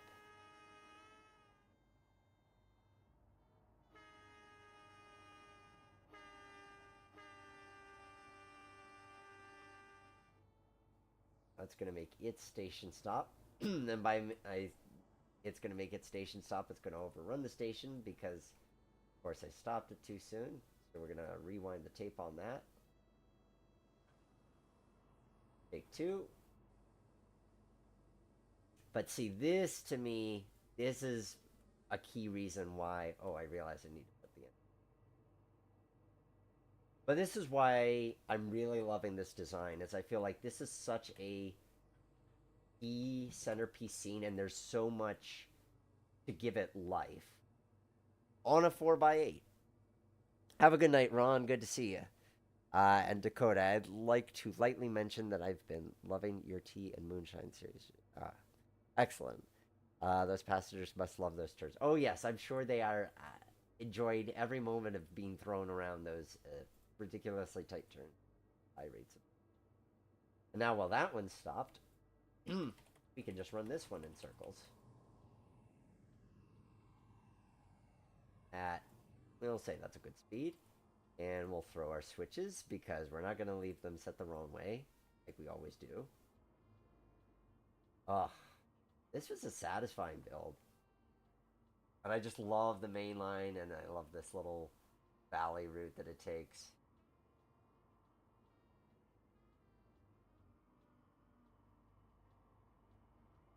This was a fun process of discovery. And it almost makes me brave enough to start experimenting with catenary.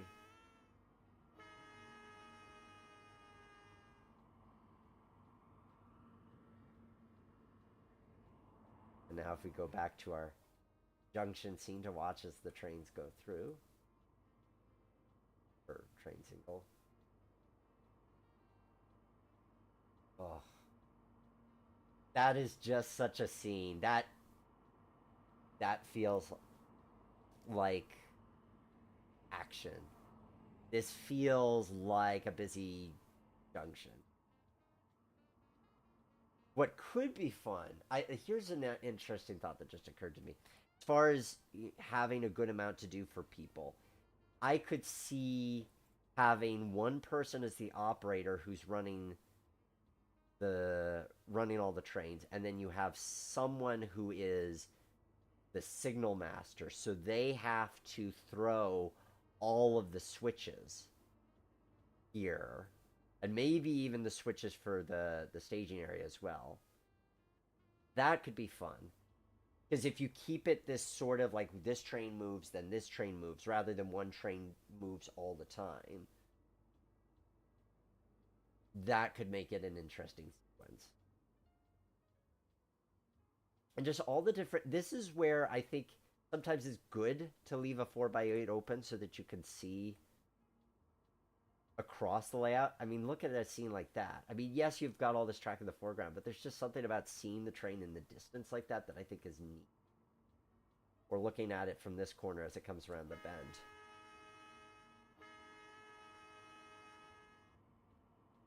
Exactly, Jimmy. Don't hate the 4x8. That is exactly the motto that we live by here at Great Train Layouts Live. Or did I stop it in time? Is it actually going to stop in time?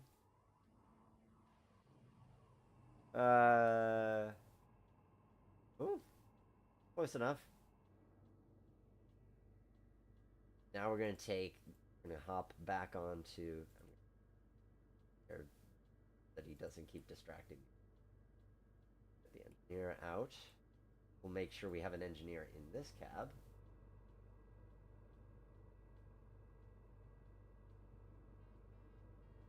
I have a feeling I just put...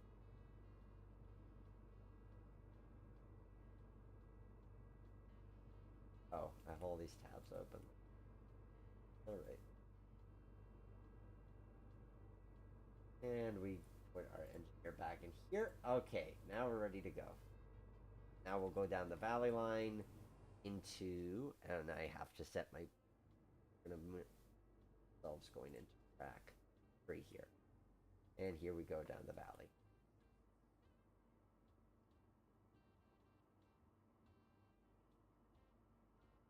I'd love to have an excuse to build this layout, because I think it would not be... The hardest element of building it would just be all of the catenary, how to do the overhead wiring. But I just think as a project layout, it's not complicated. It wouldn't even, from a rolling stock standpoint, be expensive. I think you just need... Really, you could get away with just 2 trains at 2 cars apiece, and you would be set. Easy enough. Ignoring this whole staging thing. Easily could. I'd love to think that at some point I'm going to have excuses to build all of these,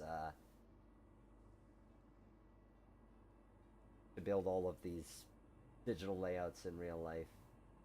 I'm going to have like a big aircraft, big hangar that I can just construct all of these in. You never know. Stranger things have happened. Now we're going to come in. Oh, I love the detailing on it. That is such a nice set.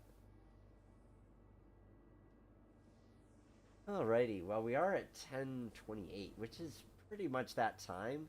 I hope that what you've seen through this build and play session tonight is that commuter ops, you can do a lot with commuter ops in a small space, even when it's just commuter railroading.